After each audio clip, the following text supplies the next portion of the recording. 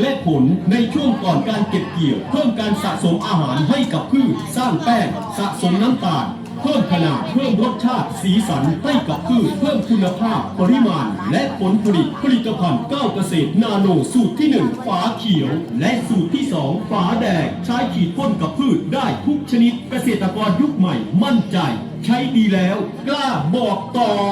ราคาไม่แพงสนใจติดต่อสั่งซื้อโทรมาเลย064-098-2164 ย้ำ064-098-2164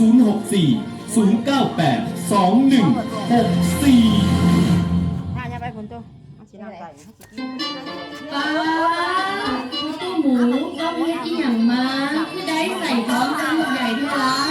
โอ้ยตู่ไปอยู่ใส่มาอีนางปีนี้พ่อใหญ่หมานคักก็ละลาปลูกเข่ากะง่ามพ่วงใหญ่เม็ดเต็มปลูกพักกะง่ามได้ราคาดีมันสำปะหลังกะหัวใหญ่ใหญ่เป็นราคาคือหยังนี่ตัวไปใส่หยังละพ่อตู้หมูมาคือเป็นซ่าหัวสบายดีเนาะสบายดีฮัลโหลมันไป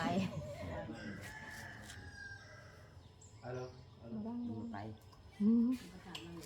อะไรกันฮัลโหลกูอะไรบ้างบกกันไอ้อันนั้นปะต้องจ่ายยังจ่ายพวกเขาก่อนเฮ็ดมันทานที่ย่างหน่อยไม่ใช่เก็บได้หมดต้องใส่กับพี่ปลาเป็นเบล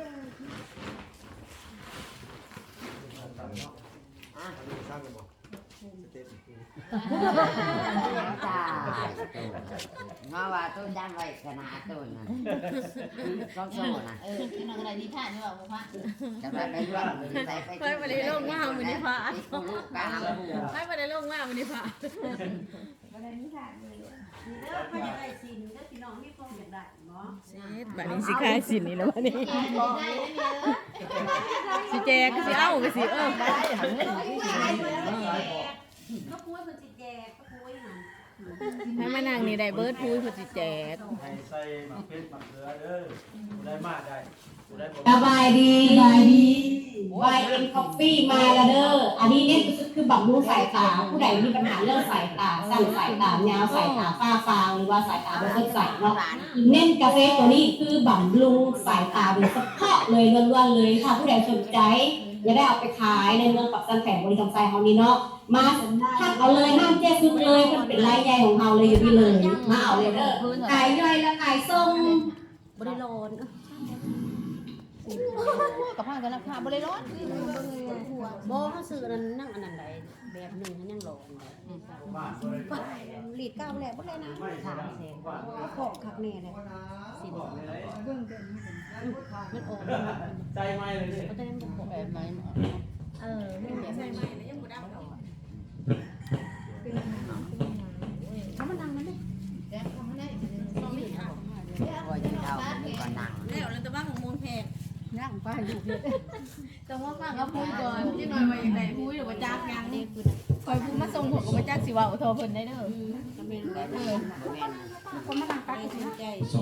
ให้ตังค์เลยตังค์ไม่ใส่บริษัทมื้อนี้บริการเท่าไหร่บอกที่ร้านมันนั่งฮัลโหลไม่เก็บตังค์บอกเบิ่งเด้อฮัลโหลมีเงินก่อนอื่นขอสบายดีบรรดาทานแขกที่ไม่เกียรติที่เขามาห่วงข้าพเจ้าชื่อขมรแก่ประจิตเนาะซึ่งเป็นอยู่บ้านวัดกลางเมืองและแคมสารวัตรและจุดประสงค์ก่อนอื่นขอเรียนทั้งนายบ้านและทีมงานพัสโกและเรียนทานกสิกรรมเมืองปาปีเนาะเพิ่นก็เดินทางมาเป็นเนาะเป็นหลักฐานพยานในการรวมทีมงานพัสโกลาวคือบริษัทปุ๋ยเนาะปุ๋ยเก่าเกษตรนาโน ปุ๋ยก็เป็นมีสองชนิดเนาะคือปุ๋ยน้ำและก็ปุ๋ยเม็ดที่จะมาให้ความรู้ก่อนอื่นขอเรียนท่านประธานบริษัทปุ๋ยเก่าเกษตรนาโนท่านประธานท่วงใส่ปีศาจเมืองลาวเป็นบริษัทจำกัดผู้เดียวเนาะสำหรับอยู่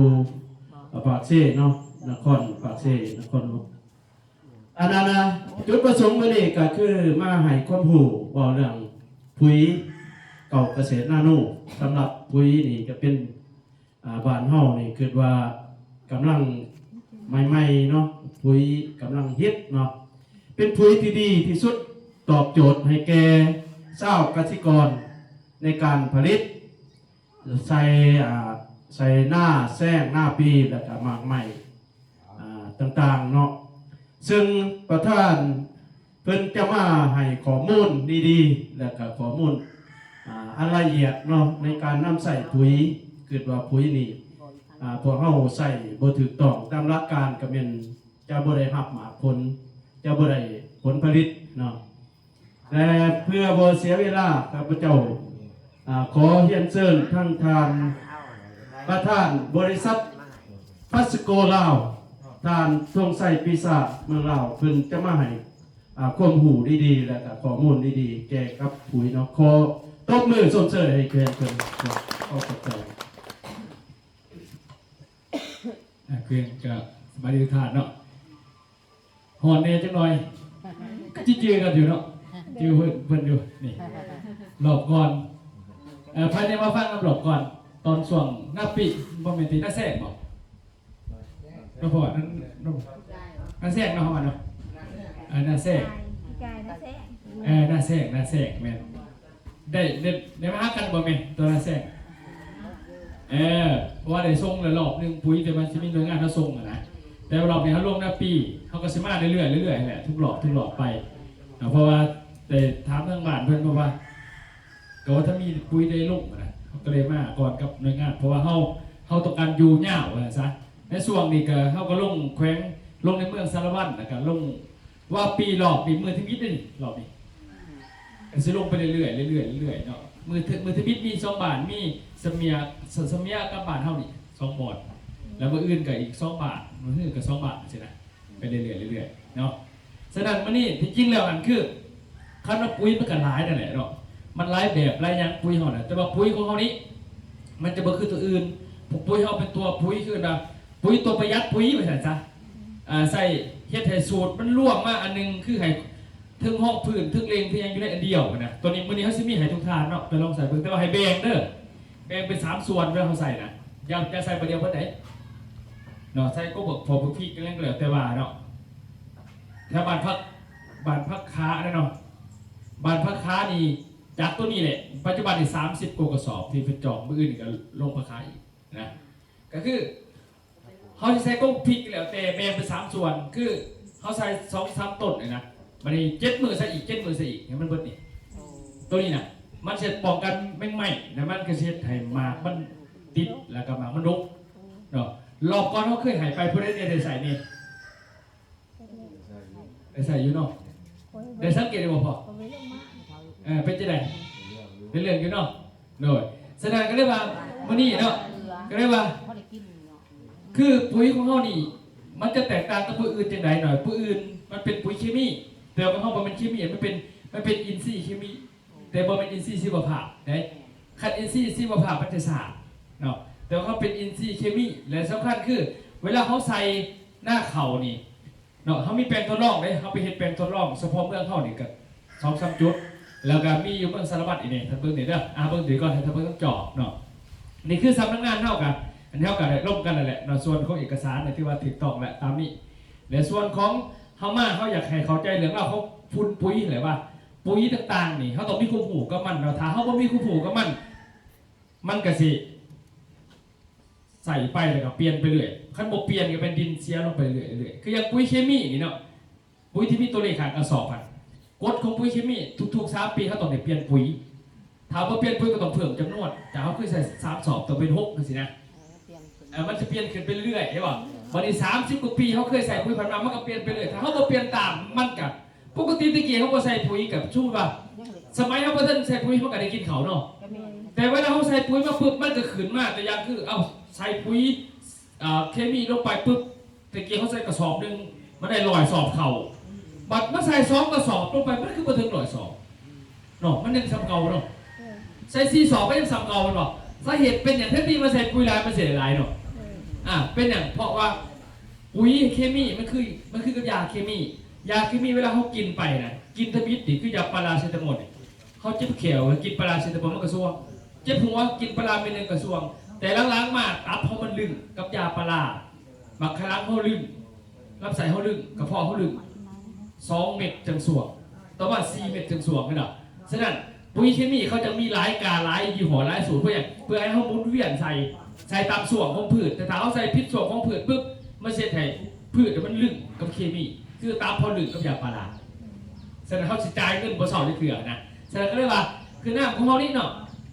เขาเน้นอันไข่ข้อมูลที่ถึงตอกก่อนเขาสิขายว่าเขาสิปรับจูนเป็นไดให้มันเหมาะสมฉะนั้นตัวนี้เขามาเข้าใจกันตัวนี้เข้าใจว่าพืชนะท่านเนาะพืชหรือว่าปุ๋ยกับพืชอีกจังไหนให้เข้าใจว่าปุ๋ยเนี่ยบ้านเขาเป็นปุ๋ยบ้านเขาเกิดมาฝุ่นประเทศไทยเอิ้นว่าปุ๋ยลาวเอิ้นว่าฝุ่นฉะนั้นโดยธรรมชาติแล้วพืชเนี่ยมันบ่ได้ต้องการกินปุ๋ยเนี่ยพืชมันต้องการกินอาหารของมันคือคนนี่นะแต่อาหารของพืชมันมีอยู่ในน้ำอยู่ในอากาศแสงแดดอยู่ในดินมันมี3 บอลฉะนั้นปากของพืชมันมี3 ปากเวลามันกินอาหารปากที่1มันกินจากทั้งดินคือว่ากินทั้งอาหารทั้งดินปากที่2กินทั้งอากาศก็คือกินทั้งใบแสงแดดน้ำฉะนั้นส่วนปุ๋ยนี่มันมาที่หลังเนี่ยมันมาบานเท่ากับ30 กว่าปีหลังมาที่หลังพวกนี้ก็เอิ้นว่ายาพืชถ้าปุ๋ยเคมียาเล็งเห็นมันทันฤดูกาลเพราะว่าแต่ก่อนเนี่ยเขาเสียปีหนึ่งเห็นหน้าทีนึงเนาะปัจจุบันปี1 เห็น 2 เทือบางเทือบางบอลเขาหอด3เลยตามประเทศเขาแต่ว่าต้องเอาใช้ยาพืชเล็งเอาคือปุ๋ยเคมีบัดนี้เขาใส่ปุ๋ยเคมีใส่น้ำบัดนี้มันเห็นแต่ดินมันเสื่อมถอยดินเป็นกรดดินเป็นด่างดินสมดินเข้มและเห็นแต่ดินมันมีอาหารยัดใส่เท่าไรมันกับเปลืองปุ๋ยบัดนี้ดินมันลึ่งบัดนี้จะเปลี่ยนคือเก่าบ่ได้ฉะนั้นวิธีแก้มันก็มีอยู่แก้แบบบ่ใส่ปุ๋ยเอาขี้เก็บลงคันขี้เก็บลงปุ๊บมันสิกู้ดินได้แก้บ่นะแก้บ่ได้เป็นนั่นฉะนั้นเรียกว่าเพราะว่าปุ๋ยนี่มันมาเป็นยาพืชเนาะยิ่งปุ๋ยเคมียาพืชให้เข้าใจว่าพืชกับคนนี่กับสัตว์นี่คือกันบ่ได้มันเป็นสิ่งที่มีชีวิตด้วยกันสิ่งที่มีชีวิตนี่มันจะต้องการนั้นต้องการ4 อย่างขาด4 อย่างนี่ตาย1ต้องการอากาศ2ต้องการน้ำ3ต้องการอาหาร4ต้องการยาคนบ่มีอากาศย่างหาได้บ่มีน้ำย่างหาได้บ่มีอาหารย่างหาได้บ่ย่างหากับมีคนซื้อให้กินได้ป่วยบ่มียาไปหาหมอหรือว่าให้ลูกหลานไปซื้อได้แต่พืชมันเวลามันบ่มีอากาศมันต้องอยู่บนเก่าบ่มีน้ำมันก็อยู่บนเก่าบ่มีอาหารก็อยู่บนเก่าบ่มียาอยู่บนเก่าบัดนี้พอเฮาเวลาเฮาปลูกข้าวเฮาอาศัยธรรมชาติคืออย่างคือว่าอาหารมันมีในดินแต่เฮาบ่เติมอาหารในดินนี่ล่ะไม่ได้ไถปีนไปปีนมาสิได้แล้วเอาแต่เคมีลงไปมันเป็นยาเล็งเคมีเป็นยาเล็งตามอายุการของพืชตัวอย่างคือส่วงกล้าเอาพืชแบบนึงส่วงห้องพืชแบบนึงส่วงเล็งแบบนึงส่วงดอกคือส่วงหมากแบบนึงไหนเขาใส่ร่วมกันบ่ได้คือว่ายาเห็นป่ะฉะนั้นถ้าเขาใส่น้ำมันสิกลายเป็นติดยา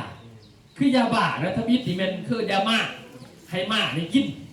เพื่อลากรถลากอะไรมีนะพอมากินไปมากเลยคนเป็นกรรมกรอะไรโลกเลยคนซีบเบิ้งมีแห้งเห็ดเปียกแล้วบ่ผักบ่หอตาไซ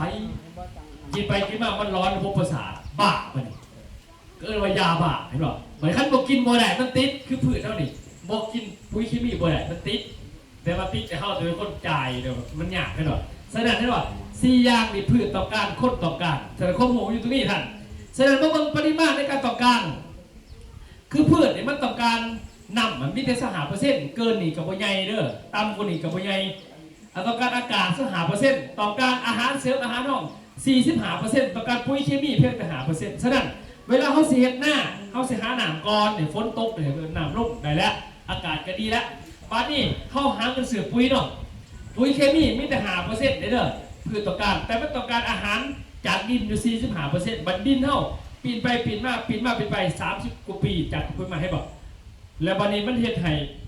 เขาเติมตัวนี้เขาเติมตัวนี้แสดงมันจะคูณตัวนี้ทุกปีและเฮ็ดให้พืชแล้วนี่ บ้าตัวนี้บัดนี้จะต้องเติมทุกปีเสียเงินทุกปีนะแต่ว่าปริมาณผลผลิตมันเท่าเก่าเห็นป่ะตัวนี้แสดงตัวนี้คือปุ๋ยเก่าเกษตรนาโนนี่เป็นยังมันคือเห็นผลไว้เพราะว่าซุ้มนี่เนี่ยตัวนี้นะมันอยู่ในนี่นะอยู่ในกระสอบนี่นะอยู่ในกระสอบนี่นะก็คือมันมีทั้งอาหารห้องอาหารเสริม17ชนิดบวกกับปุ๋ยเคมีอยู่ในนี้3ตัวรวมกันในอันเดียวน้ำมันมีในอากาศอยู่เลยน้ำมันมีอยู่เลยธรรมชาติเนาะอากาศก็มีอยู่เลยไม่ตัวนี้กับตัวนี้2ตัวนี้มันมีอยู่ในนี้เห็นไหมโดยที่บอกคือปุ๋ยเคมีทั่วไปมันคล้ายเป็นตัวนี้บ่มีไหนตัวนี้เขาต้องไปหาเอาในอย่างน้ำท่วมเขามาโบหรือว่าขี่เก็บใส่ขี่งัวขี่ขั้วซอยนะคือว่าหาชีวภาพโลกมันจากไหนช่วงนี้แต่ว่าปุ๋ยเคมีที่เขาซื้อในตลาด16-16-0-8มันมีแต่5%ตัวนี้ฉะนั้นนี่คือความต่างนะครับก็เขาจึงแก้ปัญหาเคมีเพราะว่าถ้าผักเราพยายามให้ลดนั่นแหละแต่เขามาลดโมเมนต์ว่าบ่ใส่ได้บ่ใส่ก็บ่ได้ปุ๋ยเคมีต้องได้ใส่เนาะฉะนั้นปุ๋ยเคมีพืชต้องการ5%กินร้ายก็บ่ได้เด้อใส่ร้ายก็บ่ได้กินไปใส่ไปปุ๊บก็แล้วแต่เขามีเงินหลายอยู่ตามซุ้มขอใส่ร้ายกับบ่เป็นหยังแต่ใส่ไปแล้วปุ๊บถามมันเกินมันเสียหายดินนี่ตายคันดินตายคือเป็นว่าสภาพต่างๆยังที่มีปัญหาก็คืออินทรีย์วัตถุมันตายเฮ็ดให้ขี้กระเดือนเกิดขึ้นบ่ได้แล้วปีต่อไปถามว่าเราใส่ปุ๋ยตัวเก่าเขาต้องใส่2เท่าจังซี่นะแต่เคยใส่2 สอบแน่ๆแต่ต้องใส่4สิเนาะจังถึงคันสะบ่ถึงได้เนี่ยเท่าเก่าหรือขี้ไหลกว่าเก่าฉะนั้นเกินว่ามันขึ้นกับปริมาณของอินทรีย์วัตถุถ้าว่าดินไหนมีอินทรีย์วัตถุดียังมีอยู่ขี้กระเดือนมันจะมีขี้กระเดือนมันคือมีเพราะว่าขี้กระเดือนมันกินอินทรีย์วัตถุมันไม่ได้กินดินไหนแล้วฉะนั้นบ่อไหนมันมีอาหารของขี้กระเดือนดินดีอาหารของมันคืออินทรีย์วัตถุบ่มันขี้กระเดือนบ่มันเป็นดินเท่านั้นสิได้ฉะนั้นอินทรีย์วัตถุก็คือเห็ดเจมันที่นี่บ่อไหนมีแกบเข่าขนาดนั้นหรอถ้าแกบเข่าดีจะได้แห้งขี้กระเดือนหลายขี้ตะแคร่หลายบ่อนี้ดินดีเกิดฉะนั้นนี่ว่าถ้าเขาใส่เคมีหลายแต่ละปีดินเนี่ยมันจะเป็นก้นเป็นด่างดินมันเข้มดินมันแข็งดินมันมีอาหารแต่ก็เคมีที่ไม่มีในปุ๋ยมันขายอินทรีย์วัตถุให้ไหนมันก็เกิดนี่คือปัญหาเถอะฉะนั้นให้จำไว้ว่าพืชมันจะกินจากเคมีได้เพียงแต่5%ส่วนเกินดินเสียส่วนเกินเฮ็ดให้ดินนี่ก็เฮ็ดให้ต้นไม้นี่มันคายอาหารออกยังบ่เศร้ามันให้เกิดเพื่อว่าคายเคมีเก่าเสียออกไปเฮ็ดให้เพี้ยมันมากินฉะนั้นเวลาเขาใส่ปุ๋ยเคมีมาหลายปีมันจะเฮ็ดให้เพี้ยมันเกิดเพี้ยมันมาจากไสมันบ่ได้มาจากมันเกิดมันมาจากเคมีส่วนเกินแบบข้นนี่นะหากแล้วเวลาเมาพอเลยลงมันจะกระโดดมันหากขึ้นมามันก็เรียกตัวแมงวันมันกระจับภาชนะก็เป็นพยาธิจากเทิงตอ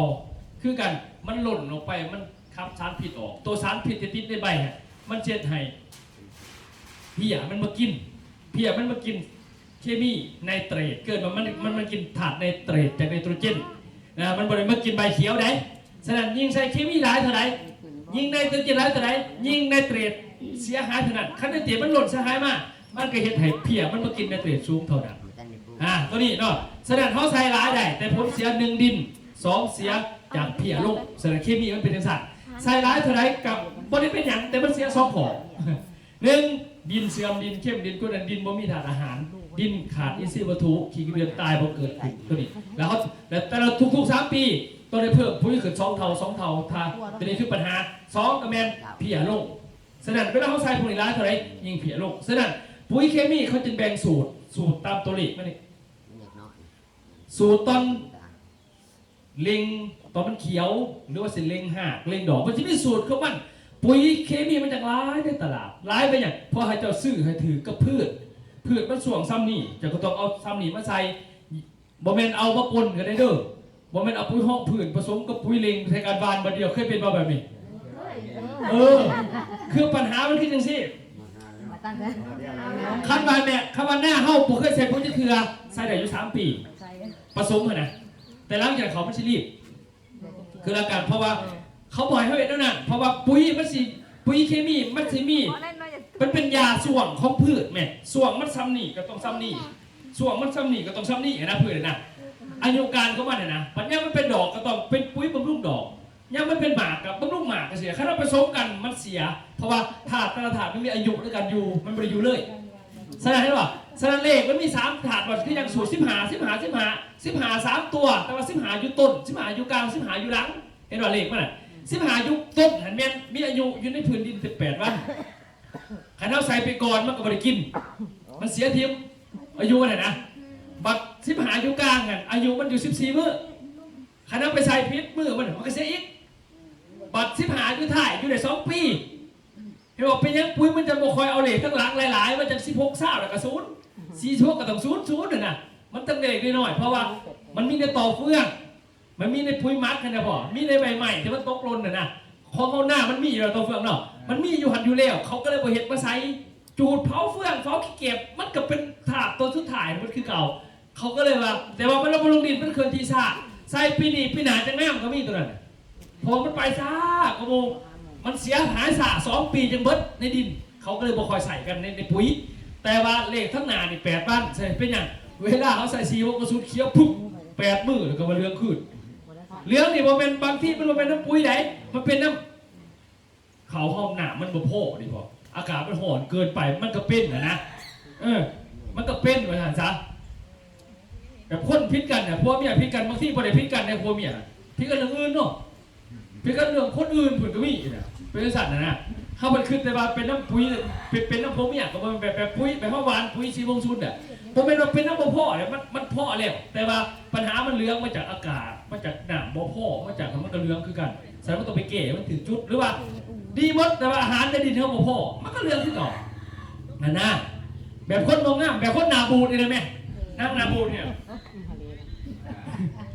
ถ้ามาบูดนี่เรากับว่าเป็นสิตังใจบูดแล้วเอาสิคืนถอดเถื่อนเราก็ไม่แล้วก็เลยบูดเรื่องเจ้าแล้วจีบเอาผู้เอาผู้สาวจีบกันเนาะเห็นผู้สาวบอกบมวนบ่เป็นเขาบ่มักเกี่ยวใดก็สิมากก็ไม่แต่ว่าจะได้สั่นอยู่เฮือนเนี่ยม้ากัดหนองก็อยู่หรอกเขาขึ้นน้ำหนองเขาอันน่ะเขาผัดไปเก๋ว่าจะเขาใช้บ่มากคอยนะเพราะไปจีปีดอกเศร้าเห็นหน้าบูดเห็นนะเขาก็ต้องจัดดิแล้วก็ปุ๋ยเท่านั้นแหละเวลามันบ่เขียวบ่เป็นน้ำไนโตรเจน0.0มันเป็นน้ำอากาศเป็นน้ำอาหารในดินบ่พอมันต้องแก่ถึงจุดแต่ไหนบอกสถานการณ์เขาจะว่าอายุการมันต่างกันเป็นยังบ่นี่เลขแต่ละเลขนี่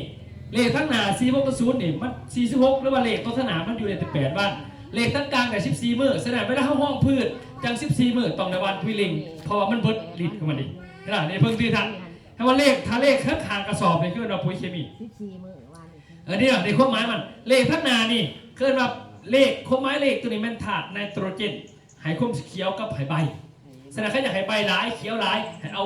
เลขทั้งหน้าได้หลายแสดง46.0การกระต่ายเขาจะสื่อมาวานเจ้าจะติดแล้วมันเขียวอยู่แล้วเพราะมันปุยเขียวแบบเราได้ไหมกินแล้วเมาอะไรเขาจะกินเอาเบียร์กินเอาสังคมเด็ให้เปลืองเงินเราก็ต้องเปลืองเนาะ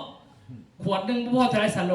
ลกเสียเงินเท่าเบียร์ไปเนาะเบียร์ขวดหนึ่งเท่าไรอ่ะก็ลกซื้อเหล้าซ้ำนั่นเรียบร้อยไม่บอกแต่ไม่ใช่คือว่ามากินนี่ใช่แสดงว่าเจ้ากินเหล้าเจ้าไม่อยากกินให้มันเมาจะกินเอาอย่างสังคมซื่อๆเห็นหรอมันเป็นอะไรกินมันเอิงเลยเนาะเนี่ยให้เขาจะมาตุ้มซุ้มเดี๋ยวนี้เลขทั้งหนาลาร้ายไปว่าใบเห็นเขียวใบหนาฉะนั้นคือมันไนโตรเจนทะเลทั้งหนาร้ายเอิญว่าปุ๋ยไนโตรเจนทะเลทั้งกลางร้ายเอิญว่าปุ๋ยฟอสฟอรัสเลขทั้งกลางนี่ให้ดอกจับให้หากจับทะเลทั้งถ่ายนี่ให้มากให้พ้นให้รสชาติให้อะไรนะให้ผลิตผลเขามันกันผืนหัวกันเลยหัวผืนใบผืนมากกันเลยมากสินะเห็นป่ะฉะนั้นเลขมันจึงเขาเสียปุ๋ยนี่นะเบิ่งเนี่ยปุ๋ยเขาเสียมา16.0เห็นป่ะกายยังไปจักนะเขากระสินิยมกระแสกระต่ายกระบาไปเหลือแต่อันนั้นบริพิษเด้แต่ว่าถ้าว่าปุ๋ยเนี่ยตัวเลขนี่คือปุ๋ยบ่เป็นกระสอบเด้กระสอบมันบ่เป็นปุ๋ยเด้กระสอบก็เม็ดปุ๋ยผลิตคนละบอนมันเป็นคนเดียวเด้คือกระสอบเขาต้องไปปั๊มไอ้ยุ่งงานหนึ่งให้จดทะเบียนมาก่อนปุ๋ยกับอีกยุ่งงานหนึ่งบ่เป็นบอนเดียวเด้บ่เป็นบอนเดียวกันเด้อแสดงได้ว่า16.0นี่ปุ๋ยบ่ได้หมายว่า16.0นี่ปุ๋ยหยัง16กับเลข20เลขได้สูงกว่าเลข20เนาะแสดงไปแล้วเฮาวานไปปุ๊บเลข20เฮ็ดเบียก่อนเลขได้ใหญ่กว่าเฮ็ดเบียก่อน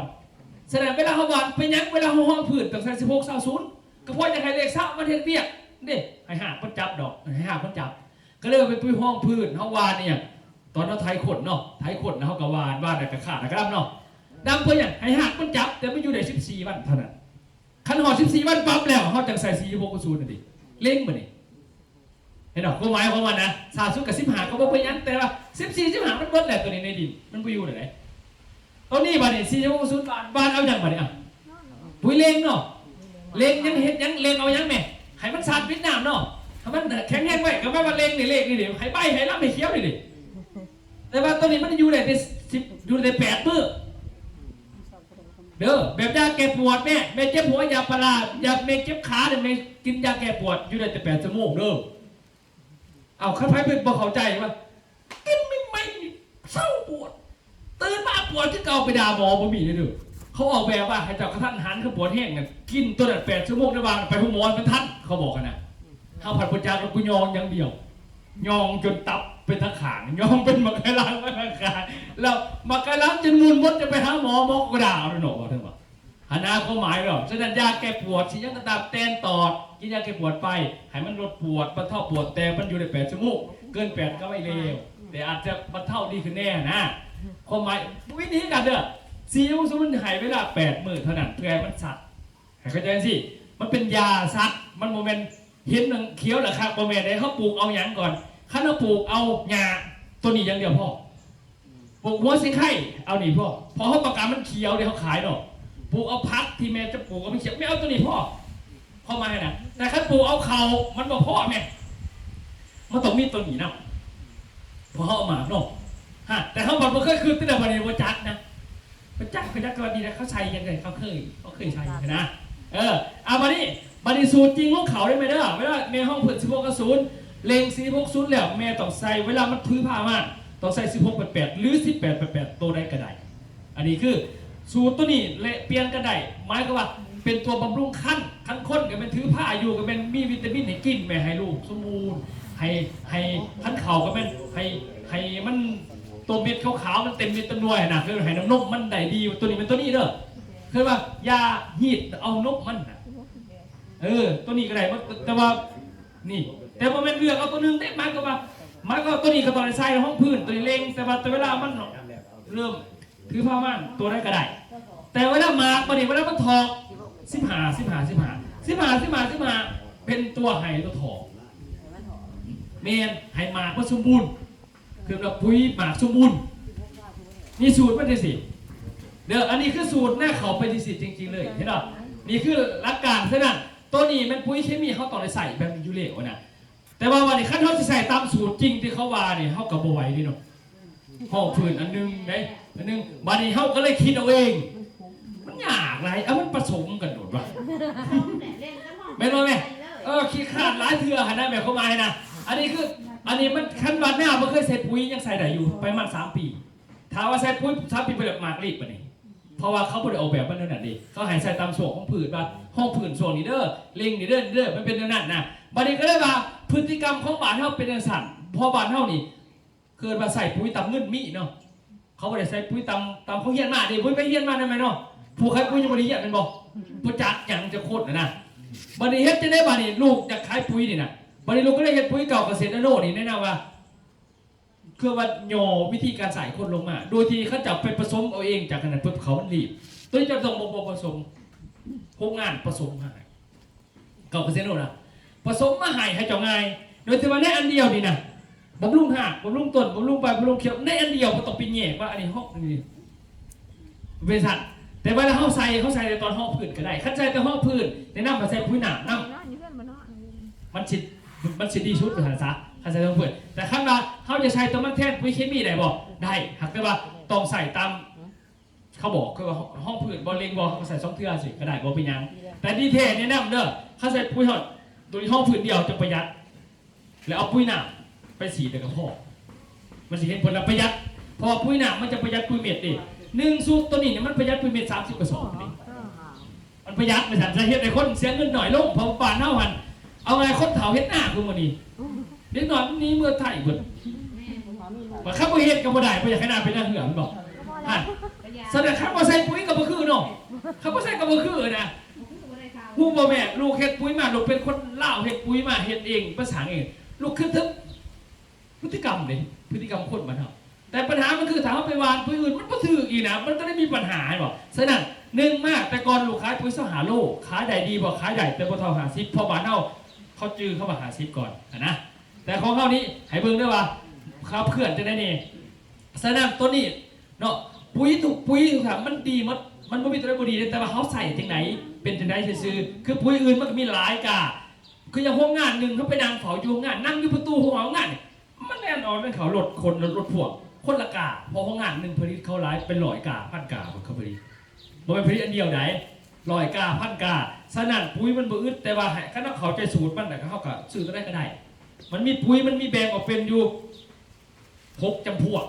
มันจะมีปุ๋ยพวกปรับปรุงดินพวกอาหารเสริมและอาหารรองพวกเคมีที่มีตัวเลขพวกอินทรีย์พวกชีวภาพพวกฮอร์โมนมันจะแบ่งหลายแบบพี่น้องแต่ว่าปุ๋ยทั้งหมดเด็กแม่นก็เฮ็ดต่อเติมมาจากอดีตนี่ก็แม่นเขาก็ใส่ขี้หมูขี้วัวขี้ไก่เนาะแต่ว่าขี้หมูขี้วัวไก่มันก็มีสูตรได้ขี้หมูก็ให้ใส่พืชกินหัวขี้วัวใส่ก็พืชกินใบขี้ไก่ใส่ก็พืชกินหมากกินผลข้าเอาใส่พิษกับอะไรให้บอกเป็นยังหน้าตีนบานสมัยก่อนเขาเลี้ยงวัวเลี้ยงควายแล้วมันจะเขียวแล้วลมเขียวก็เป็นหมากได้รีบพอเพราะว่ามันเอาแต่เขียวดิเห็นไหมมันจะไปอยู่เรื่อยเป็นอย่างนั้นเห็นไหมฉะนั้นคันเขียวจะซื้อดิขี้งัวขี้ควายมันก็เขียวได้มันจะเป็นตบแต่ว่าเขาปลูกเขาบริจาคเขียวซื้อมันนี่ไม่ได้หมากน้ำยังให้พวกต่อเนื่องน้ำฉะนั้นมันต้องจะเป็นต้องใส่เขาใส่เคมีได้บ่ได้แต่ว่ามันจะแผ่ดินใส่ต่อไปก็ได้แต่มันแผ่ดินไปเรื่อยๆแต่เขาต้องเพิ่มจำนวนเขาก็เสียเงินเองและซับซิเกได้มันก็ยากนะฉะนั้นก็เลยว่าของปุ๋ยเขาก็เลยมาเก็บว่าเอาอันเดียวนี่สามารถได้ทั้งตัวเคมีแต่ก็ได้ทั้งอินทรีย์ได้ทั้งปรับปรุงดินอยู่ในตัวเองแต่ก็ประหยัดปุ๋ยอื่นลงปกติแล้วตามหลักของการใส่ปุ๋ยเคมี50 กิโลกรัมก็ใส่1 ไร่แม้ก็ว่า40 เมตรมันโทษ1 ไร่บาทนี้คันเฮกตาร์นึงต้องมีอยู่6 ไร่ฉะนั้นเขาต้องใส่6 กระสอบตัว1 เฮกตาร์บ้านเฮาบ่ได้ใส่ปานนั้นบอกแต่สูตรจริงตอนนั้นน่ะได้แต่ของเฮานี่ประหยัดของปุ๋ยเคมีเครื่องนึงเขาใส่6ของเฮาเหลือ3หมดจังซี่นะมันจะแก่ลงแต่ว่าต้องใส่กับปุ๋ยน้ำนะตัวเองมันจะประหยัดบ่ต้องใส่เงินหลายลงมาเขียนแต้มใส่กันหมดสูตรเข้ามาได้ว่าฉะนั้นปุ๋ยท่านถามว่าปุ๋ยถ้าไม่มีตัวเลขเกินปุ๋ยเคมีแล้วจื้อไว้เขาเดียวเนี่ยถ้ามีตัวเลขเกินปุ๋ยเคมีสิกายยังกะยาบ่ต้องสนใจเด้อว่าปุ๋ยเคมีเห็นบ่มื้อปุ๋ยท่านกาบื้อเนี่ยแต่ละอันแต่เฮาบ่ค่อยฮู้จักเข้าจักแต่กานี่อย่างเดียวเพราะยังคือจักกานี่เพราะว่ากาเนี่ยเขาลงตลาดปากกาอื่นคือเขาโครงการกานี่ถ้ามิดกับมีเติมนี่มาก่อนเนาะมาบาดเฮา30 กว่าปีหลังก็ขายกานี่ขายไปขายมาขายไปกดของเขาทุก3 ปีให้เปลี่ยนเขาไปเปลี่ยนให้เพิ่มใส่ตีเป็นประจำ3 ปีปุ๊บเขามีการกระต่ายมามันนี่เขาใส่คู่กันเป็นบ่ใส่คู่ไปคู่มากระดับ3 ปีผ่านมามี16 8 กรัมมงกุฎตัวนี้กำลังขายดีตัวนี้เป็นปุ๋ยดอกเนี่ยปุ๋ยให้ดอกจับใส่คู่กันกำลังดีตัวนี้มาแข่ง16 8การกระต่ายกำลังดีมงกุฎใส่18 88บอกเขามาแข่งกันนะปัจจุบันนี่15การกระต่ายกำลังขายดีมีการมงกุฎไป15กำลังขายดีตัวนี้ไม่ได้บุอึดปุ๋ยได้มีหอดเติมจิบเขาเฮ็ดมาอย่างเฮ็ดมาเพื่อให้เท่านี้เปลี่ยนปุ๋ยใส่สลับไปสลับมาเพื่อให้ดินมันอยู่ไปสักแต่ถามว่าเขาใส่แต่อันเก่าดินมันเสื่อม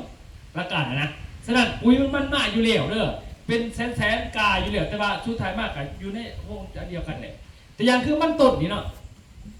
มันต้นจะสูตรมันต้นถ้าเขาใส่เคมีคือยังกระต่ายต้องใส่อยู่4 สูตรนี่สูตรมันต้นต้องใส่สูตร18 46 0 16 88แล้วกัน0060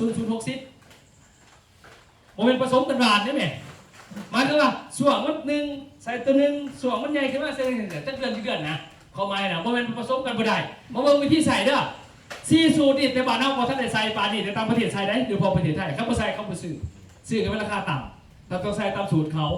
ของสูตรเขาเห็นมากอย่างสิเด็กมาเบิ่งคือมันต้นเขาใส่อย่างสิได้ไหมตัวนี้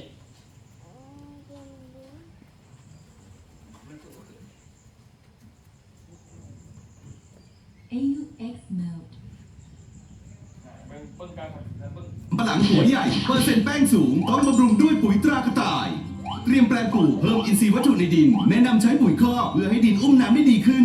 ใส่ปุ๋ยรองพื้นแนะนำใช้ปุ๋ยตรากระต่ายสูตร15 หรือปุ๋ยตรากระต่ายสูตร16 88เพื่อให้ดินสมบูรณ์จากนั้นจึงทำการปักท่อนพันธุ์สำหรับการบำรุงมันสำปะหลังอายุ 35-40 วันแนะนำใส่ปุ๋ยตรากระต่ายสูตร15 หรือปุ๋ยตรากระต่ายสูตร16 88ผสมกับปุ๋ยตรากระต่ายสูตร4600ช่วยบำรุงให้ต้นมันสำปะหลังเจริญเติบโตเร็วลำต้นแข็งแรงมีความสมบูรณ์บำรุงระยะระเบิดหัวบันอายุ 70-90 วันเป็นช่วงสำคัญมากเนื่องจากมันสำปะหลังจะเริ่มลงหัวสะสมแป้งแนะนำบำรุงด้วยปุ๋ยตรากระต่ายสูตร15 หรือปุ๋ยตรากระต่ายสูตร16 88ผสมกับปุ๋ยตรากระต่ายสูตร0060 ช่วยให้มันสำปะหลังลงหัวได้ดี หัวใหญ่ได้น้ำหนักเปอร์เซ็นต์แป้งสูงขายได้ราคา มันสำปะหลังหัวใหญ่เปอร์เซ็นต์แป้งสูงต้องปุ๋ยตรากระต่าย ปุ๋ยอันดับหนึ่งในใจพี่น้องชาวไร่ชัวร์เด็ดๆ อันนี้คือเวลาจะสูบ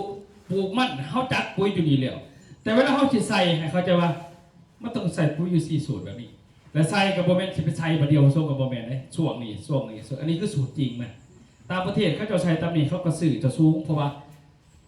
มันได้เป๊ะก็ได้ตามมาแต่ทันดินเมื่อกันสมัครคุ้มครองกันได้แต่เขาสิไปสื่อของเขามาคือการในการนี่แต่เขาใส่โบเป็นดิมันกาแฟดินนี่ในด่านละกันนะแต่ในบ้านเขาสิไปใส่ยังสีไว้บ่ตายแล้วขนาดบริษัทปุ๋ยขมือก็ยังได้อยู่เนาะอ่ะนี่แหละคือปัญหามันเท่าจริงว่าบ้านเท่าเฮ็ดพวกกระเทินทุกอย่างนี่นะ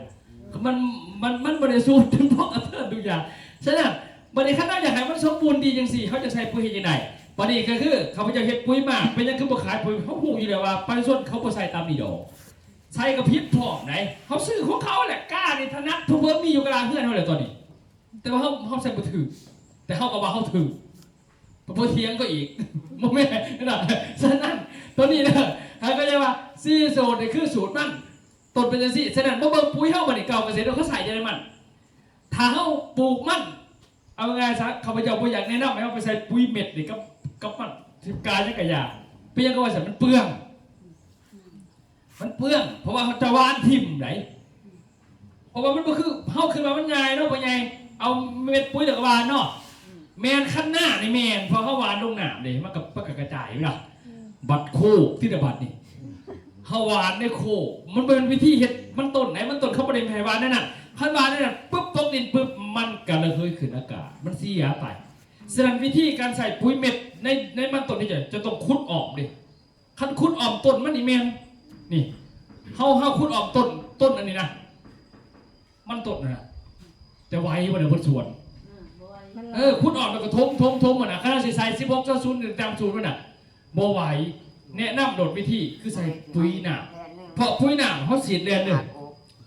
มันกระจายของมันเองแล้วมันประหยัด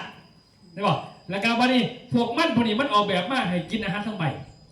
กับลำต้นเพราะว่าใบหนาแล้วการลำต้นมันเป็นซอให้บอกเป็นตานี่ตัวนี้มันดูดอาหารทั้งอากาศทั้งใบมันบริบูรณ์นะฮะอีกอันนึงก็คือพืชพวกนี้เขาปลูกเอาลำหรือเอาหัวเนาะฉะนั้นตอนมันเป็นหากแต่เดือนเดียวมันเป็นหากแต่เดือนเดียวเดือนที่2มันลงหัวเดือน3ลงหัวเดือนที่4ลงหัวมันบอกกินอาหารทั้งดินหัวบอกกินอาหารมีแต่ใบกินเพราะมันกินแล้วมันกระไดโลกฉะนั้นขั้นอยากให้มันเติบโตประหยัดเอาปุ๋ยหนามลิ้นบางคนก็คอยมาดูเพราะนั้นปุ๋ยเม็ดเห็นเป็นตะเปลืองตัวจะเห็นปุ๊บเป็นตะดูใช่ไหมขึ้นมาปุ๋ยหน้ามันดีสุดเด็ดเนาะแม่ชี้เลยแม่ไปซื้อแรงกระสีหลดยางหลดไม่ต้องไปจูมันยางกระสีหลดมันไปยังไงตกดินกระยามันเพราะว่ารัศมีเนี่ยมันดูดซึมเองมันเป็นนาโนเห็นบอกฉะนั้นการใส่พวกนี้ให้มันกินทั้งลำทั้งใบประหยัดสุดและการถือวิธีสุดฉะนั้นคือตัวนี้เนี่ยหัวเสือตัวนี้นะแซ่ละมันก่อนปลูกตัวนี้เนาะเขาไปแซ่ละมันก่อนปลูกนะแซ่หลดตัวนี้แซ่30 นาทีมันไม่ใส่ได้หาซีเท่านั้นตอนหนังนึงฟุ้ยเราต้องเป็นห่วงว่าโอ้ยมันขึ้นหน่อยเท่มันเป็นแบบกับบิ๊กเขาเนี่ยแบบที่มันเป็นบิ๊กปูไม่หรอกเข้าไปจุ่มลงหนาปุ๊บมันกระจายเคยมาระบบนาโนดิมันกระจายเองมันโดยที่เขาไม่ต้องไปสนใจเพื่อเขากับคนปกติเนี่ยแล้วก็เอาตัดเป็นทอนอะกระเซ่30 นาทีเอาไปปลูกมันสิกระตุ้นให้หากมันสิกระตุ้นให้หากมันนี่ก็มันในขั้นหากมันลายหัวมันกระลายซ้อมมาบอมเมนต์หากสิเดมันจะเป็นตัวเคลือบและป้องกันการเป็นพยาธิของพืชเวลามันใหญ่เวลามันออกใบออกย่างต่างเนี่ยพยาธิมันจะบรรลุตัวนี้เด้อตัวนี้มันเป็นยาวิเศษเขาเป็นคนตอนยังหน่อยก็แมนขั้นทางห้องหมอก็คือเอาไปซักยาวัคซีนเนี่ยกันง่ายขึ้นมากมันปลอดภัยนะแล้วก็พยาธิพวกเขาหรอกบัดนี้ขั้นเอาทั้งศัลยศาสตร์ก็เป็นเอาบักหลอดข้อไว้กับหลวงพ่อนะใหญ่มากแล้วก็อันนั้นพี่บหันไก่เดินยังหน่อยเป็นศาสนามันป้องกันนั่นน่ะเดี๋ยวดินี่นะแล้วก็เวลามันใหญ่มันจะไม่มีพยาธิพวกนี้เกิดขึ้นในพวกนี้เด้ออันนี้คือวิธีเขาเซระปูเนี่ยหลังจากแล้วก็เก่าเลยนะนี่มันได้ประมาณมันเริ่มเป็นปีวีสินะประมาณเดือนหนึ่งนี่นะ มันเสริมกินอาหารแหละนี่ถ้าเอาเก่าเนี่ยก็ใส่กระตุกเลยพ่นก็ยังพ่นไปสินะยังพ่นไปสิบอกเป็นจุดแต่นั้นไหนปั๊บเอาหัวว่าแต่ยางโลดถือยามันสินะมันสิกระจายยังยามันสิดูดซึมยังมันตัวเนี้ยมันจะประหยัดดีกว่าเขาจะไปขุดออมเลยคันว่าเขาปุ๋ยเม็ดไปวานมันก็เลยขึ้นอากาศคือเก่าเพราะมันบ่มีน้ำนี่เห็นป่ะคือวิธีกินมันฉะนั้นมันกินทั้งใบเพื่อไหลลงหัวมันบ่กินจากดินขึ้นมาขึ้นเทิงมันบ่คือกบมะม่วงเด้เข้าใจสิจ๊ะมันกินแต่ใบไหลลงหัวเพื่อมันจะเอาหัวเลยนี่คือวิธีกินของพวกนี้อ่ะฉะนั้นปุ๋ยน้ำจะออกแบบมาตรงนี้ดีสุดเลยนี่ฮะใช้รถตัวนี้ล้างแกนั่นแล้วนี่ปั๊บเข้าไปนี่บางๆพดนี่ล้างแกนั่นให้บ่บัดนี้ล้างแกมันลงหัวมันจะมีตัวฟ้าแดงประกอบตัวนี้เน้นหัวมันใหญ่แปะมันหลายแล้วมันจะมีสูตรของมันเลยวะแล้วก็พวกพญาเนี่ยมันจะบรรลุอันนี้คือทุกนี้คือเราประหยัดปุ๋ยเม็ดลงถ้าเขาเอาสูตรจริงเป็นโมไหว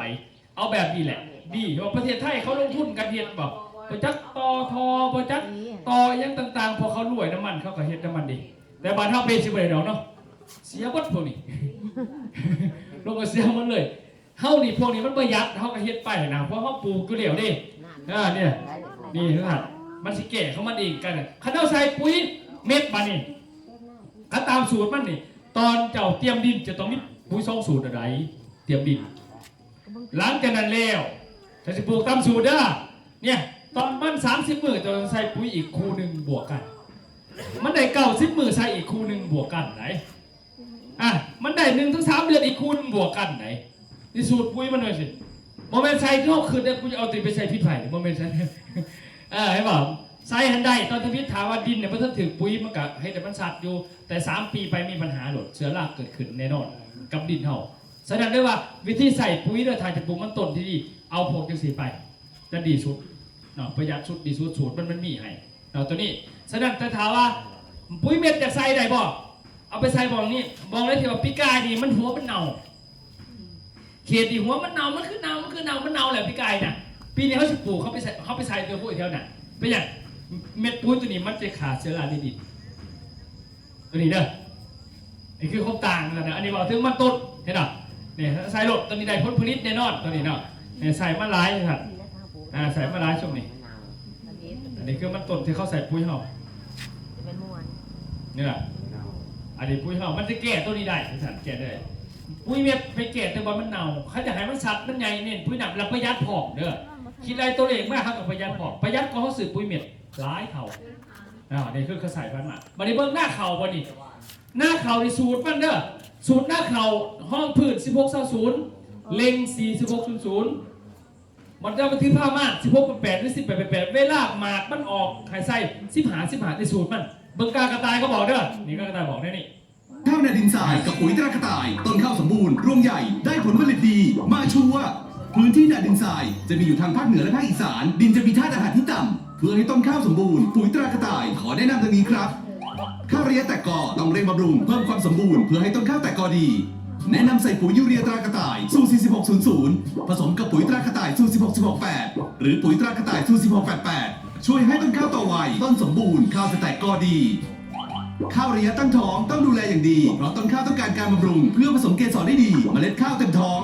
เลือกใช้ปุ๋ยตรากระต่ายสูตร16:8หรือปุ๋ยตรากระต่ายสูตร16:88บำรุงให้ใบเขียวทนเขียวนานต้นแข็งแรงข้าวระยะออกดอกรับรวงเน้นบำรุงเพิ่มน้ำหนักให้เมล็ดเต่งได้รวงใหญ่แนะนำใส่ปุ๋ยตรากระต่ายสูตร15 กระต่ายดำเพื่อบำรุงเมล็ดข้าวในช่วงสร้างน้ำนมสร้างแป้งให้ข้าวรวงใหญ่เมล็ดสวยปลูกข้าวในดินทรายต้นข้าวสมบูรณ์รวงใหญ่ได้ปริมาณข้าวเยอะต้องปุ๋ยตรากระต่ายปุ๋ยอันดับ1ในใจชัวร์เด๊ะเนี่ยปุ๋ยอันดับ1ในใจอยู่ใส่เขาก็ใส่แต่ว่าใส่ก็ถือประจักษ์ซ้ำนะเขาใส่ตามเงินคนนี้ยังแบบเขาไปซดเขาบ่าเลยบ้านเขาเขาใส่ตามเงินอย่างเขาหาอย่างบ่มีในบอกก็โมเวลาบอกผืนกันนะอย่างเขาบอกผืนเขาคนเดียวไม่ต้องสั่นมันเป็นข้อมูลเนี่ยเขาเลยใส่ตามข้อมูลเขาทีนี้ว่าเนี่ยขั้นหน้าไส้กับซีสูตรหน้าบอไส้กับซีสูตรขั้นหน้าบอไส้เปลี่ยนเป็นตัวนี้ขั้นหน้าไส้แม่นสูตร16:8 16:8แต่ฐานหน้าบอไส้ใส่สูตร16:20แทนตัวนี้เห็นหรอแต่เขาใส่แต่เขาใส่บนไหนคือเขาในบ้านนี้การใส่พวกนี้คือเมื่อกี้วิธีใส่ที่ปุ๋ยกากระต่ายเขาบอก เขาให้ใส่เป็นช่วงบ่แม่นเอาไปใส่ผสมแล้วบัดนี้ผู้เขาเฮ็ดเก่งกว่าโรงงานคุยได้ฟังบ่ได้บอกบ่นามันเสียมากบัดนี้ผลผลิตเสียมากโทษไผเด้อบัดนี้เห็นบ่ขายได้ไม่ใหญ่แล้วบ่เนี่ยเป็นจังซี่เด้อฉะนั้นนี่คือวิธีการใส่ปุ๋ยเคมีในมื้อนี้สิบ่ให้ฟังแล้วบัดนี้วิธีการใส่ปุ๋ยบ้านเขาเป็นจังได๋ใส่สิล่ะเขาใส่ปุ๋ย3เถื่อนี่คือจริงๆมันมี4เถื่อแต่ว่าขี้หลายช่วยได้3 4แบบนั้นเนี่ย1ไม่มีห้องผืด2ต่อมาแต่กอ3ต่างท้อง4ครับพวกคำว่าใดบ้านเขาบ่ห้องผืดก็ได้มาแต่กอต่างท้องครับพวกไอ้เฮาได้บ่นี่ใส่จักเถื่อบ้านเฮา2เถื่อแม่นห้องผืดกับแต่กอแม่นบ่แต่เฮาเพิ่นก็แต่กอบ้านเฮาเป็นนั่นเห็นบ่กันยังบ่ถึงอีกเนาะยังบ่ทันบอกว่าต้องเตรียมปุ๋ยแบบนี้นี่เป็นเฮาเตรียมตัวนั้นนี่แบบนี้ครบบ่นี่บ่ครบเนาะเลือกเอาตามเขาขึ้นเป็นบอก โอ้ยตัวขาวเลยก่อน เห็นป่ะนี่ที่จริงอ่ะเห็นป่ะคันหน้าบนไปหน้าซ้ายให้ใส่1690เล็ง4690นี่เนาะเวลามันนั่นต้นนี้แม่นต้นมันสักต้นนี้ถ้าเอาแต่หมากต้นนี้ก็ได้00นี่เอาแต่หมากก็ได้แต่ว่าให้ใส่ตัวนี้มันสิได้เด้อเพราะมันเลือกเอาตัวนึงบ่ได้เห็นหรอนี่คือการใส่ปุ๋ยเคมีเขาใส่เขาเตรียมจังซี่ไหนเนาะเพราะว่าเขาเนี่ยมันจะกินเคมีสูงมันกินเคมีสูงเนาะแสดงให้เขาใจจุดนี้บ้านเขาใส่ปุ๋ยเคมีหลายดินจนมุนหมดดินจนมุนหมดคันดินมุนเนี่ยสินี่ตามกฎมันกระตุ้งป้าเป็นหน้าเหือไป5 ปีจังคิดไหมแต่ว่าคู่มือนี่เขาผัดมีปุ๋ยน้ำคันมีปุ๋ยน้ำแล้วบ่จะเป็นตะป้าเป็นหน้าเหือคันดินมันเสียแล้วกับปลูกเอาแต่เห็นบอกปุ๋ยน้ำนี่มอกับไผ่มอกับหนึ่งเขาเสาหน้าโมเห็ดเขาบอกอยากใส่ทั้งดินอยากมันงามด้วยให้เขาคู่มือมันกระดาคู่มือไม่จะเอาคืนยังไงชัวร์นะเอาทั้งหน้าพ่อเอาแต่ผลผลิตพ่อหน้าเขาบอกเอาดีบนนั่นนี่หน้าซ้ายอีกแบบนึงได้คันปลูกหน้าซ้ายแต่ใส่ปุ๋ยตัวเล็กกระเสียใส่ปุ๋ยตัวเล็กกระบอกค่ะแม่พอตอกไปใส่ปุ๋ยคมบอกขึ้นมีมันหรอกใส่ปุ๋ยตัวนั้นดีพ่อแก้อะไรพดพงมันกินทั้งใบสิทั้งดินมันดูดซึมอาหารไม่ได้ทั้งหน้ามันสีอย่างสีหน้าซ้ายเด้อเขาจะใส่ก่อนแสดงว่าคันเป็นอย่างสีนี่เขาจะบ่ใส่ปุ๋ยทั้งดินแหละคันดินเสียเขาจะใส่ปุ๋ยทั้งใบเบิดคู่มือไปยังตะกี้มันสิมีบอกปุ๋ยทั้งใบว่ามีเนาะพ่อเนาะมีบอกขายปุ๋ยหรอกว่ามีเนาะแล้วไปยังมันคือมีป่ะนี่มันเป็นอย่างสีก็ย้อนว่าเขาใส่ปุ๋ยทั้งดินมันปูนมันติดนี่แก่บ่ได้ประเทศไทยแก่บ่ได้แล้วบ่ได้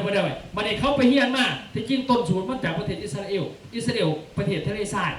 ประเทศทะเลทรายนี่แต่ว่าเขาเป็นเบอร์ 1ของเกษตรกรรมโลกนะเขาผลิตแนวพันธุ์ใหม่ๆมาจากอิสราเอลหมดเลยเขารวยจากเกษตรกรรมแต่ว่าน้ำเขาเป็นน้ำทะเลน้ำบ่สามารถลงได้ฝนกับบ่มีเขาต้องอาศัยว่าปุ๋ยทางนี้ลงไปเพราะว่าน้ำเขาต้องซื้อหรือแพงเลยน้ำเขาชีอาบนี่เขาจะต้องซื้อได้เพราะว่ามันบ่อ้อมหอบมันเป็นทะเลเข้มเนี่ยจะต้องซื้อน้ำจากประเทศอื่นมาใส่ฉะนั้นเขาสิมาหดน้ำทิมก็เขาในบ่ได้ฝนกับบ่มี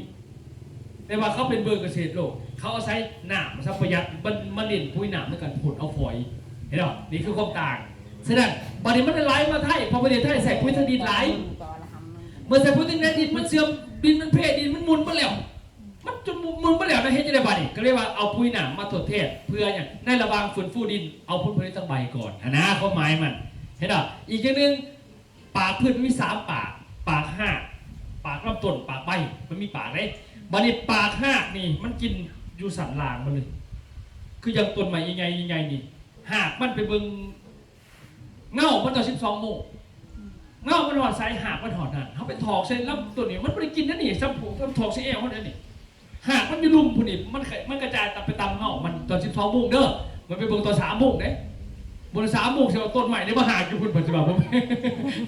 ตอน12 โมงนั่นแหละมาดิคัดอย่างไรมันกินเขาต้องไปคุดออมตัวนั้นคุดออมเงาฮะไปใส่ปุ๋ยออมเงาฮะมันกินไหนเลยมันซึมลงตัวนั้นคัดไปใส่ตัวมันมากินได้พอมาหากมันไปอยู่หันแล้วก็ตรงนี้มันไปอยู่หันนี่มันไปกินน้ำบาดาลไม่ได้พวกนี้นะมันไม่ได้มากินนั่นแถวนั้นเหลวนะหันนะวะสนามนั้นคือปาก5 ปากที่2เขาใส่ปากลำต้นคัดมันสูงโผล่ทั้งโผล่ไปโผล่ได้เขาก็ถอกใส่ลำต้นมันก็ได้คัดมาตัวมันใส่ได้ไปเอาไปให้บอกจะฝนตกถึงพึ่งมันเขียวพึ่งเลยมันกินทั้งใบง่ายก็กินทั้งลำต้นนี่หรอสนามก็เบิ่งเด้อบานเท่าในใส่ปุ๋ย2 สูตรเนาะ16 20เป็นหลัก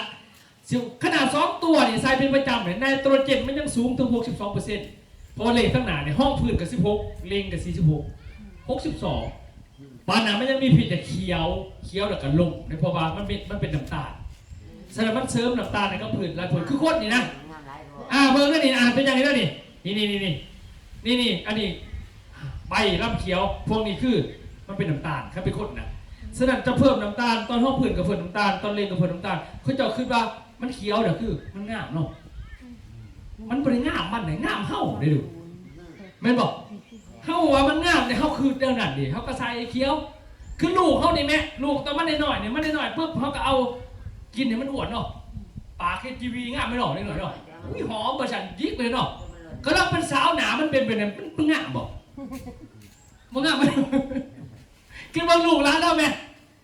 ตัวบูนหนาเต็มหมดเนาะแล้วก็นวดเนี่ยตอนนี้หนวดมันก็งามเลยคุยพอเป็นสาวก็มันเป็นสาวไม่เป็นตะบึงผมก็ได้ทัวร์เลยเนาะมันไม่ได้สั่นบอกคือกันเข้าเลยนะเข้ามาเบิ่งช่วงของมันดิเขาคือว่าช่วงนี้มันงามเขาสับช่วงบุญยอมไหมมันบุญยอมมันจะเดินเติบโตเพราะเอาตัวยัดใส่แล้วมันเกิดการอ้วนเกิดการอ้วนนะก็เลยพออ้วนมันบอกแข็งแห้งหามนี่ก็บ่ได้เบรกน้ำก็บ่ได้เห็นไหมล่ะเฮ็ดนั้นก็บ่ได้กลายเป็นบ่มีคุณภาพเลยวันนี้คือกันกับตัวนี้กันนี่เขาต้องการเอาเขียวเอาโกไงแล้วมันเสียมันลมเวลาฝนตกด้วยนึงก็ลมหักเพราะว่ามันอุ่มหนักบ่ได้ดิมันมีน้ำตาลได้มันหักลงคันว่าพักกาดเพราะงั้นก็เป็นหักเบิดสินะมันบ่เย็นตามสภาพเป็นหลอกไม่ว่านี่เขามันก็ล่มบัดนี้เห็นว่าเขาใส่ไนโตรเจนสูงหลายเดือนนี่คือปัญหามันข้อ1ข้อที่2ก็คือปัญหาข้อ2มันนี่นอกจากล่มแล้วเขียวหลายแล้วก็เคมีมันอยู่นี่มันดูดซึมเข้ามาแล้วทายออกทั้งยอดเฮ็ดให้ถ้าไนเตรตสารไนเตรตติดได้ไปเขายังบ่เศร้าเฮ็ดให้เป็นอาหารของเพียสมัยก่อนเพียบ่มีเขาปลูกเขาไม่ได้กินเนาะไม่ใช่มีเพียมีอย่างมาคุ้มมือมันมาตั้งได้เห็ดได้หนึ่งเขามาโดนเนาะมันบ่ได้มาน้ำเผาดอกแม่มันมาน้ำปุ๋ยเคมีบอกไงเขาใช้ได้กระสอบมาน้ำไหนก้มไม้กันขึ้นจังสี่นะก้มไม้ขึ้นจังสี่เคมีเวลาเขาลงดินเขาหวานปุ๊บกับมันเนาะพื้นมันจะกินเนาะเพราะมันกินปุ๊บแล้วพื้นมันกระถ่ายแต่มันมาถ่ายคือคนมันถ่ายทั้งหยอดดิถ่ายทั้งหยอดตัวไหนคมเซลล์กระถ่ายออกไปมาถ่ายเอาไปบ่เนี่ยไนเตรตที่มันจากเคมีมันไปติดในใบไปดิไทยบัตติดในใบยังมาสอบปุ๊บมันติดในใบขาปั๊บบัตรต้นในเตรต้นนั้นที่มันมาจากเคมีมันเป็นของกินที่แซ่บสุดของบักกันนี่เพียมันไม่อยู่บนอื่นจับโอ้เดี๋ยวนี้นะมันบ่ไปมันเห็นของกินมันอยู่นี่มันก็บินล่องตัวมันบินล่องบัตรต้นนี้มันบ่มีในเตรมันก็บ่กินกับเขียวคือเขาเอาคำมันกินของเขียวก่อนจุกแท้หน้าได้หยาบอกเลยมันบ่กินไม่บอกก๊กไผ่ก็ยังไม่เบิ่งหรอกมันก็บ่ได้กินในของเขียวแสดงว่ามันจะกินเฉพาะว่าตัวใบมันมีไนเตรตเมื่อมันล่งกินปุ๊บบาดนี้ไหนบาดนี้มันก็ขี่ใส่เงียวใส่แล้วบาดนี้มันมากออกลูกออกล้านใส่ขี่ใส่เงียวใส่มันก็เป็นแบบนี้นี่มันก็เลยกลายเป็นว่าเขาห้องไปเจริญเติบโตนี่คือปัญหามันฮะฉะนั้นตัวนี้มีที่แก้ทั้งภาครัฐเป็นยังไงให้ลดเคมีแต่ก็คือทั้งบาทมันบอกแล้วบอกก็บอกซื้อเนาะบอกมือดีเหมือนอื่นนาก็ลืมแล้วแล้วคือเก่าเนาะคือเก่ากับมันแก่มาตรงแต่เขื่อนนะมันต้องซอยกันเบาซะคือเอาไปจากวินาทีเบาให้เข้าใจมาดิเมื่อเฮาพืชพันธุ์เป็นสิแล้วมันมีปัญหามันไม่ได้เป็นน้ำปุ๋ยมันไม่ได้เป็นน้ำน้ำมันเป็นน้ำผิดของเหนียวของเพียมันที่มันเป็นอยู่ในนี้แต่คันมันไม่ในเตรดอาหารที่มันมาอยู่นี่เพียมันก็บ่มากบัตรวิธีแก่ของคนมันกลายเป็นลงทุนเพิ่มซื้อยาเคมีสีด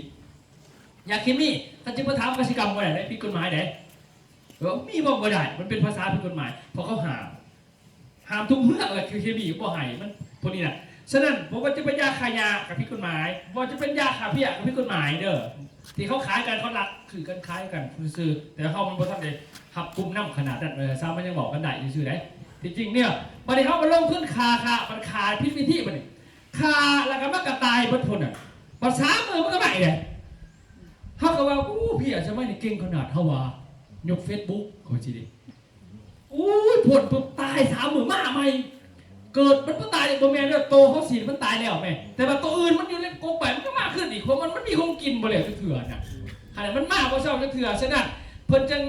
ร่วมกันว่าให้ลดปุ๋ยเคมีบ่แม่นให้เศร้าใส่ได้แม่ ให้ลดเพราะว่าตัวนี้นี่เป็นปุ๋ยดึงเพี้ยทำไมนะแต่ว่าให้ลดแสดงวิธีลดของเรานี้เขาก็เลยเตือนไปว่าถ้าเราจะใส่เคมีน้ำในบ่อนี่ได้เด้อเขาสื่อวิธีการผสมมัน1 ต่อ 5แปลว่าของเขาเนี่ยหาโลเอาเคมี1 โลก็พอแล้วมันตัวนี้มันจะไปล้างเคมีเสียแต่ว่าพืชในคิดเคมีที่เก่าไปว่ามันประหยัดวิธีใส่แต่พอต้องไปใส่เคมี100%ของเขาหาตัวนึงเพราะว่าหากระสอบอะไรนะหาโลมันกับปุ๋ยโตเคมี1 โลก็ได้ผลผลิตมันก็ออกแข่งขันหมดแต่การรักษาดินพอนี่คือวิธีการใส่นะที่บอกวิธีไว้เนาะฉะนั้นในตัวนี้สำคัญเด้อบางคนว่าเขาไม่อยากฉีดเขาที่ข้างฉีดกับโมไปยังซื้อเคมีสักสอบหนึ่งของเขาใน4 สอบก็ได้ต้องหาสอบอะไรผสมได้เด้อแต่ว่าเวลาแบ่งโลกอ่ะ1 โลต้องหาโลผสมกันได้ที่เขาผมเป็นอย่างใส่โลด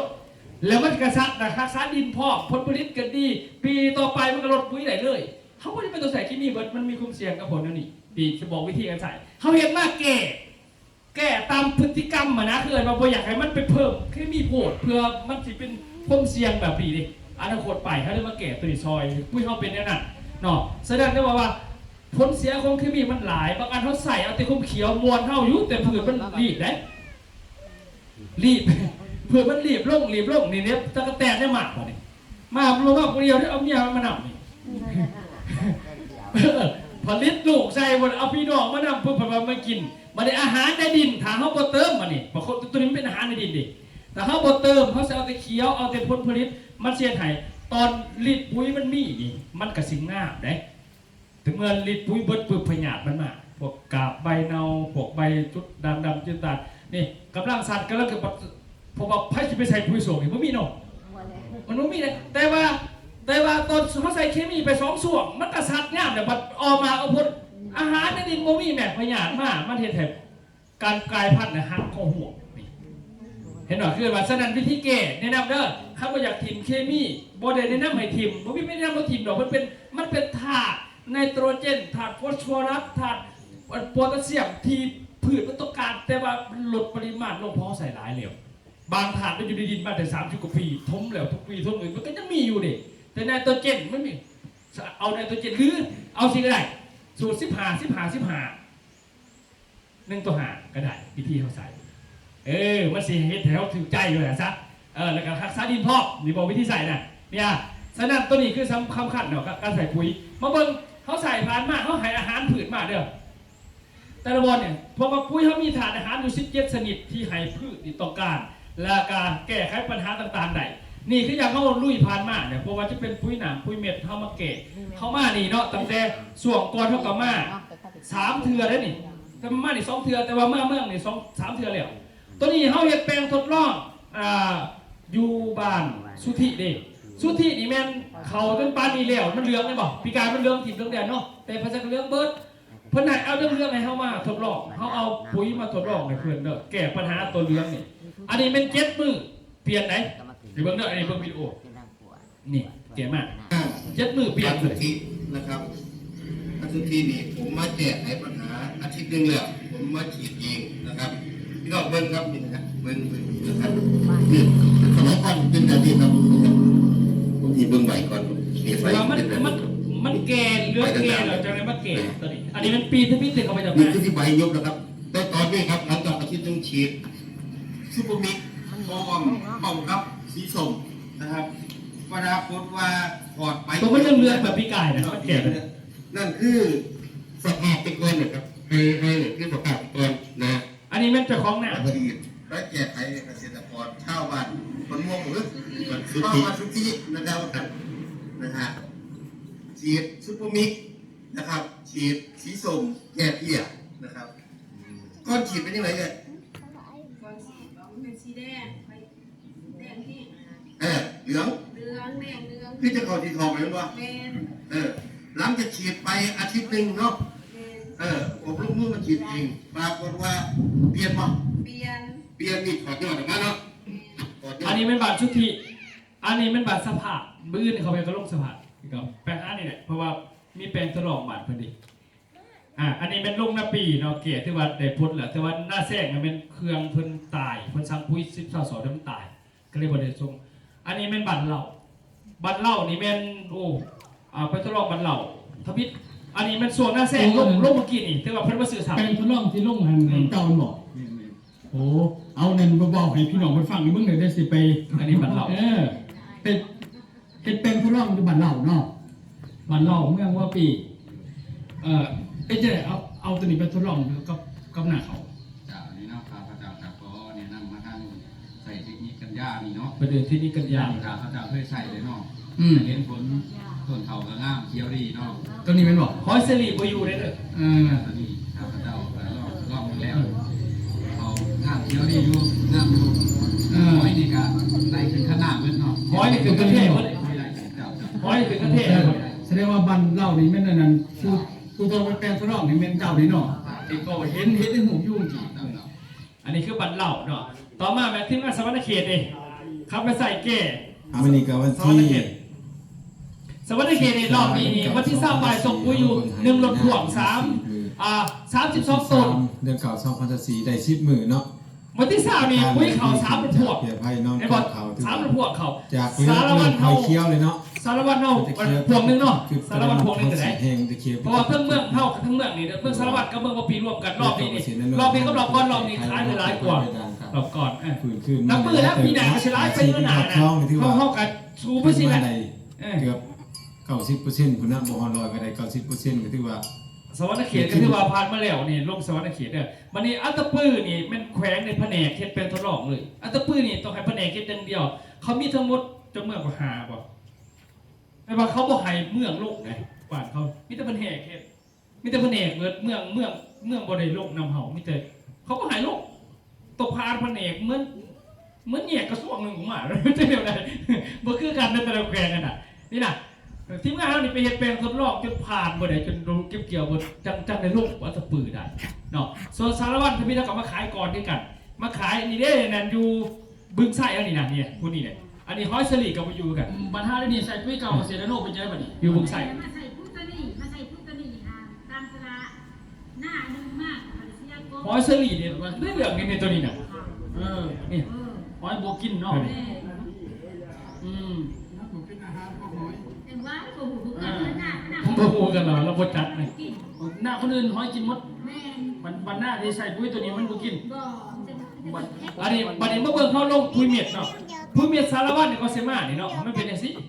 คือเขามาเพชรทดลองเมื่อกี้นี่เขาส่วงหน้านี่นะ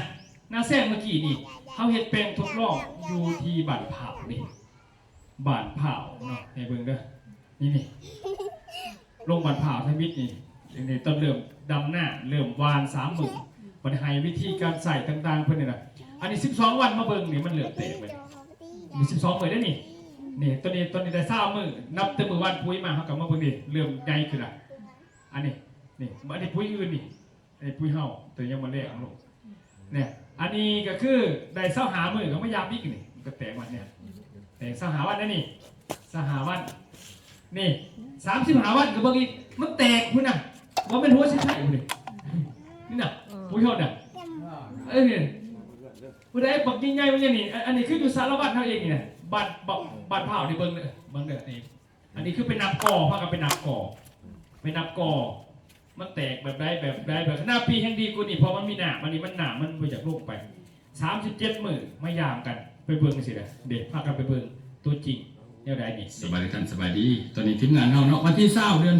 2 ปี2025เนาะเดือน2นี่มันเดือนตุลาคม3 เดือนก่อนสารวัตรเฮามาเบิ้งแปลงสาธิตแปลงทดลองปุ๋ยเก่าเกษตรโนดอยู่ที่บ้านเผาแต่คือกอสินค้าดีแหละเป็นเบิร์ดกันเป็นเบิร์ดหายแม่ซึ่งจะว่าใบมันจะต่างเบิร์ดเอาอันนี้เอาไปเบิร์ดอันนี้ไปเบิร์ดตัวนั้นมันเป็นจุ่มรถจุ่มมุ่งเลยแม่บัตรอื่นจะเป็นยังไงเขียวมีตะกอมาทำกันเนี่ยแม่คือความต่างเนี่ยพูดอ่ะก็แต่พูดอ่ะอันนี้คือแบบเป็นใส่ปุ๋ยตัวนี้ห้องพืชแล้วก็เอาปุ๋ยน้ำสีเท่านั้นแหละบนไม่ใส่อะไรเลยเท่านั้นนี่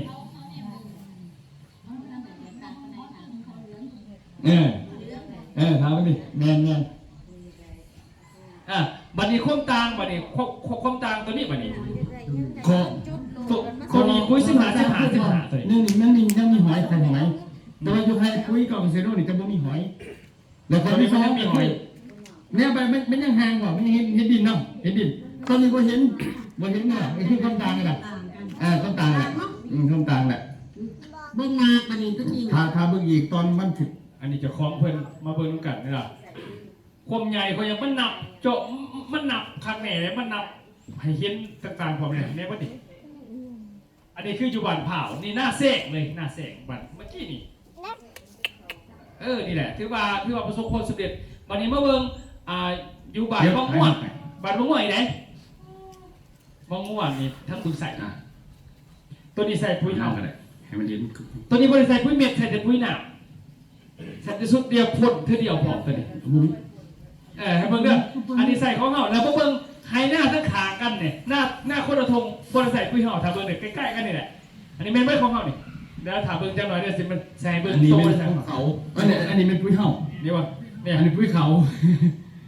ปุ๋ยเขาปุ๋ยยังปุ๋ยจักสั่นเลยนี่มันเรืองเนี่ยต่างเลยค่าที่เลยต่างเนาะนี่ตัวนี้ยังเรืองอยู่ดำพร้อมกันมาสั่น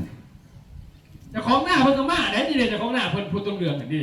เอาถามเจ้าของคุณหน้าคางเที่ยงไปเจอคันคุณหน้าเลี้ยงนี่มาเบิ่งนี่บ่เป็นเจ้าของหน้าผู้เขียวไหนขนาดใน7 มื้อมันเป็นว่าน่าจะว่าอันนี้มัน7 มื้ออันนั้นหน้าเพิ่นแปลว่าแท้ใจดำกันนะหน้าตัวหน้าข่อยคือบ่งามแล้วไปเบิ่งหน้ามันนะความหมายโอ้ยบ่เสียดายเด้อเพิ่นว่าเนี่ยต้นหน้าเมื่อกี้นี่ของเพิ่นตัวหน้าเขียวๆนี่ของขังหน้าที่เขาใส่นะนี่คือเดี๋ยวเอาซุปเปอร์มิกซ์สิอาทิตย์นึงเลยนี่พี่ว่าการกับแม่พ่อเดือนที่ทำงานการหน้าไหน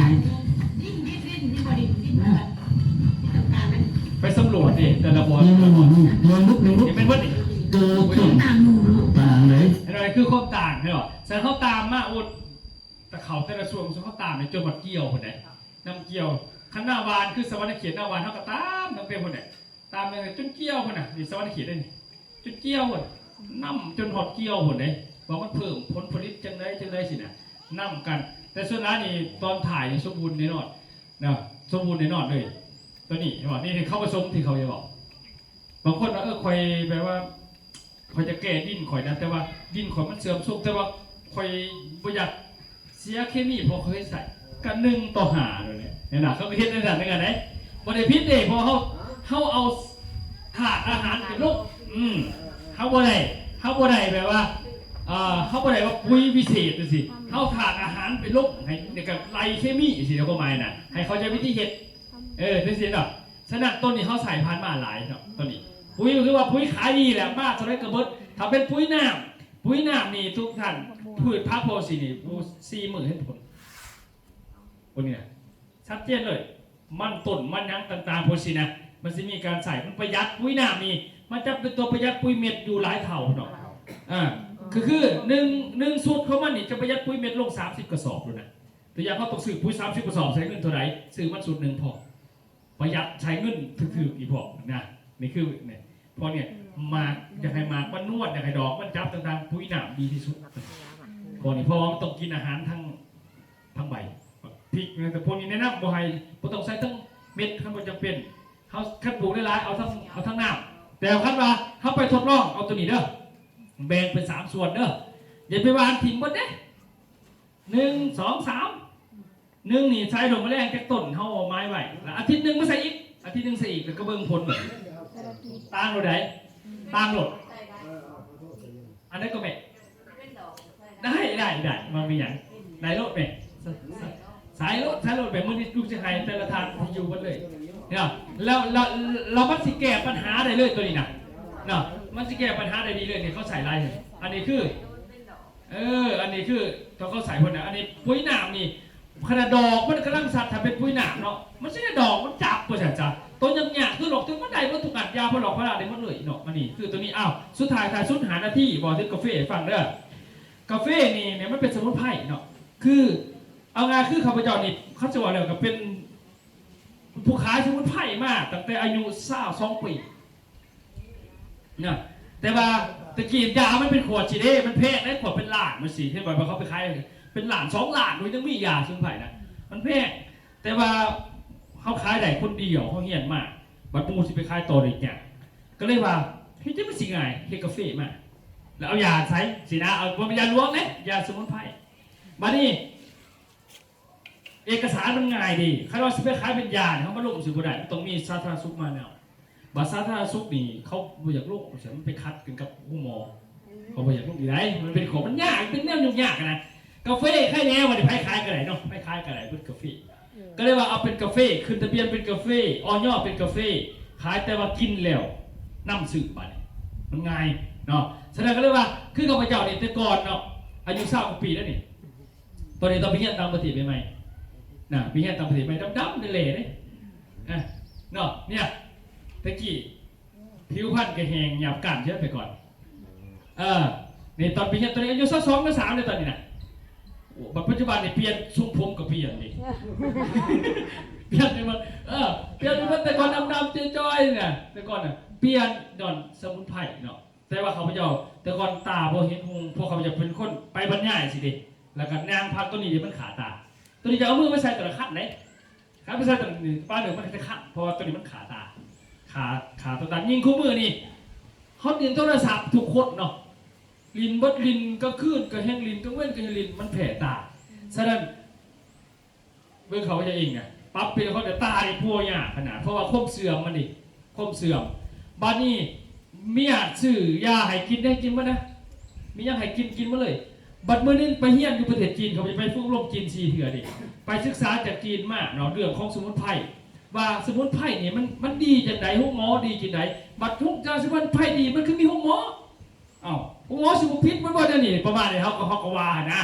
แต่ว่าหมอจีนเขาบอกว่าสิแม่ของเขาได้เด้อ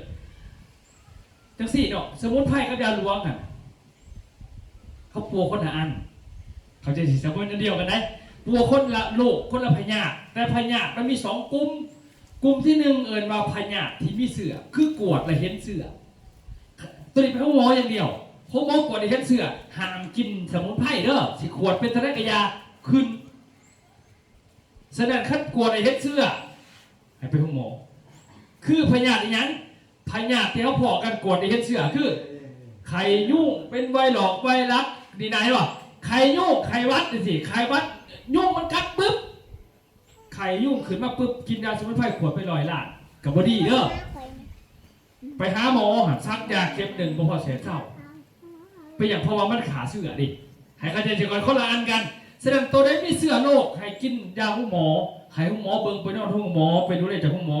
เกิดอุบัติเหตุหรือว่าติดเสือกระทันหันเจ็บท้องกระทันหันอย่าไปกินทุเรียนให้หมอมาเบิ่งกดขึ้นมาหน่อยนะบ่แม่นว่ายาเขามีดีกว่าจะไปฟังใส่ได้เด้อบ่แม่นไหนเขาไปเฮียนมานั่นน่ะบ่แม่นแต่ก่อนเขาพเจ้าบรรยายขายสมุนไพรเขาจะยังอ่านเอาขางเกิดบัดนี้บ่แม่นเขาจะบ่เอาแค่ขางเขาจะเข้าใจมันดิเข้าใจว่ามันเป็นหยังมันเฮ็ดจังไส๋เขาเข้าใจแต่ที่อ่านนั่นนี่ปุ๋ยเหมือนกันอ่านเอาเฮาก็บ่ได้เก่งเนาะบ่ได้จักเลยบัดเฮาไปเฮียนมาเขาสิจักว่าโอ้ตัวนี้เฮ็ดปุ๊บจังแล้วมันดีหยังแค่เพียงอ่านเบิ่งฮู้ล่ะเฮาเข้าใจมันคือนี่ว่าคันว่าไอ้ที่เป็นเชื้อโรคว่าสิอยากกินสมุนไพรดีเท่าไรก็ยาจะป้าไปก่อนซื้อแล้วก็ยาบ่ได้พิษหรอกป้าไปก่อนให้ไปปัวหมอเขาสิกวดเลือดเอาเลือดไปกวดดิเพราะว่าเขาว่ากวดเลือดเขากวดเอาอย่างเขากวดหาเสื้อซื่อๆเลยกวดหาเสื้อเนี่ยมันเป็นพยาธิมันก็เห็นตัวสิแล้วมันก็รอเติมด้วยเนาะพยาธิเนี่ยแต่มันตัวน้อยอันนี้ซูมเขามาเกิดอุบัติเหตุสิจะพาพี่นักไปหมอก่อนเนาะกินยายังบ่ได้หรอกนี่นะฉะนั้นกวดมันนี่คนเขาไปเสียเงินเขาไปเสียเงินจากการเอ็กซเรย์ช่วยกดทุกอันที่เหตุเสียเงินมันเลยบัดนี้พอท่านปัวเสียเงินไปแล้ว10 ล้านเขาเอาไปเปลือกบัดนี้เวลาเขาสิผ่าตัดหัวหมอนี่ปัวได้2 แบบ1เขาไม่แต่กวดเห็นเสือแล้วก็เอายาขาเสือ2กวดสอบว่าแตกหักมองไหนแต่ว่าเอามาปัวแล้วก็ผ่าตัดเพราะนี่ไหนเขาไม่มีวิธีอื่นผมมีวิธีอื่นของหมอเห็นอื่นไม่ได้แต่ว่าเขาไปเบิ้ลขึ้นเขาก็ทำเบิ้ลขึ้นตอนผ่าตัดป่วยที่เสียเงินมาหลายแต่มันไปเสียเงินมาได้นอนหมอจะคืนอีน้องไปจะค้นเนาะค่าห้องนอนค่าห้องเช่าค่าพี่น้องกินค่ารถพ้นได้ค่าฝากรถฝากยังบัด3 ทีละว่าท่านได้ปัวสิมากวดพูดอีกว่าท่านได้ความดันนั่งขืนอยู่ต่อไปนอนหมอถามเบิ่งความดันพูดอีกกินแต่ยาความดันซื้อคือบัดขยาประมาณ3 แสนนี่แหละแต่ว่าคนกินบัดได้30 ล้านอีหลีคันป่วยนี่มันบ่ได้แพงปานนั้นเด้เห็นบ่นี่แหละบัดสุดท้ายแล้วไปกวดเพื่อความดันปกติเขาก็เบิ่งถาแต่ผ่าตัดเท่าเท่านั้นได้บ่มีหยังได้ผ่าตัดคือการเอาออกต้องเอาเข้าบ่ทันปวดไงบ่ทันปวดฉะนั้นซัดยาเข้า วันนี้มียาคาใหญ่อีกแบบนึงนะซักเข้าไปปั๊บบันนี้ถามว่าเขาไปลึงกับพวกยาพวกนี้นะก็คือกับต้นไม้เขาลึงเคมีเขาไปปุ๊บมันจะไปแผลได้มันจะไปแผลตาแผลบักไขหลังแผลลำไส้เนาะยิงเขากินตัวนี้แล้วจะได้ยิงแผลจะเกิดโรคไหม้จากพวกนี้ได้แผลกระเพาะมันจะเป็นตัวไหม้ขึ้นมาได้ป่ะนี่นะคนเท่านี้คือตัวนี้บางคนนี่กินยาแข่งกันเอาเบิ้งมึงกินแจ็คเม็ดเธอหนึ่งเพื่ออีโบมึงกิน3 เม็ดกูกินได้9ไปจังว่าบักไขหลังกูจะเท่กันโบเขาบอกเข้าใจดิเนี่ยนี่แหละบัดนี้พวกยาเคมีเวลาเขากินแล้วถามเพศถามเขากินอายุน้อยกินยาผู้ใหญ่บ่ได้เพศทันทีเห็นบ่ฉะนั้นหลักการเขาเป็นเพศเขาจักว่าเพศเพราะเป็นโคตรบัดต้นไม้เนี่ยมันเพศปุ๋ยเขาบ่จักดีจักแต่ว่ามันคือไม่เผียลงมันคือมีแม่งใหม่ขึ้นเขาจักแต่ถนัดแต่ใบมันคือโกดเขาบ่จักว่าดิคนนั้นจักเลนยังตายเลยยันตายมันพืชมันเป็นในสีก่อนบนสีประเดี๋ยวเขาบ่จักดิคือการคล้ายๆกันเห็นบ่ทาเพศมันนี่คือว่าอันนี้คือว่าโรคที่มีเสื่อต้องใส่เป็นโรคที่มันมีเสื่อมานี่โรคที่มันมีเสื่อเนี่ยเป็นทุกคนโรคที่มีเสื่อเป็นบางคนเพราะบางคนก็บ่เป็นยังเลยตัวหอดเถาแต่ว่าโรคที่บ่มีเสื่อเป็นทุกคนเพราะว่ามันเริ่มเสื่อมตามอายุการคนเฮานี่มีร่างกายเสื่อม3ส่วนที่1อายุสัก2 ถึง 3 ส่วนที่2 3 4 5ส่วนที่3 45 ปีขึ้นไปเสื่อมถอยคนเอาเวลาเฒ่าบ่ได้เฒ่าแต่อายุได้มันเฒ่าผมเนาะเฒ่าตาเฒ่าผิวพรรณเฒ่าหดสมองเฒ่าหดหูเฒ่าหดตับไตใส่พุงเฒ่าหมดเด้มันอายุการเฒ่าของมันเป็นจังซี่ผิวหนังนี่นุ่มหดได้18เกิน18ปีไปก็มาเริ่มเฒ่าพวกคนหลงกลมหมดเริ่มมาเนาะต่างๆเลยมาขั้นมาดูแลเจ้าของดีเฒ่าก่อนอายุเร็วได้เกินมันเพิ่นแล้วมานี่ตานี่40 ปีเท่านั้นที่มันคงทนเกินนั่นเสือกเป็นลูกก้นไม่ยิงไปใส่โบสดเกินมันเริ่มเป็นเส้นเริ่มน้ำตาไปอย่างไรบอกคนเฒ่านี่ลมพัดมากปึ๊บ3 บาทจังซีก็ยังน้ำตาประมาณฟังซีไปซีมาอักเสบตาเห็นบอกเพราะว่าน้ำตามันเป็นตัวโมเมนต์มีไว้ให้ได้น้ำตาไม่ว่ามันมีไว้ให้แปลว่าข้าศึกบอกเนี่ยก็เป็นน้ำมันกระแลดหลดนะแต่มันมีเป็นกระแลดตายิงมีหลายอย่างดีแสดงว่าบัดนี้ตอนเด็กหน่อยนั่นมันคือมันน้ำตาไหลเพราะเด็กหน่อยเกิดมาปุ๊บเกิดมาสารรูทีนมันไหลสารรูทีนมันไหลมันเห็นแต่น้ำตาเขาไหลบัดใหญ่ขึ้นมันจะลงออก40 ปีไปรูทีนบ่มีน้ำตาบ่มาลมพัดนั่นก็แสบบาดนี้จะไปซีมันก็อักเสบเป็นได้ไหมสนั่นเฮ็ดจะได้ให้น้ำตามันมากบ่เป็นผู้ยากเราแม่เมื่อในเมสิพิษก็พอเจ้าว่ะจะได้กลับมาหรือเปล่า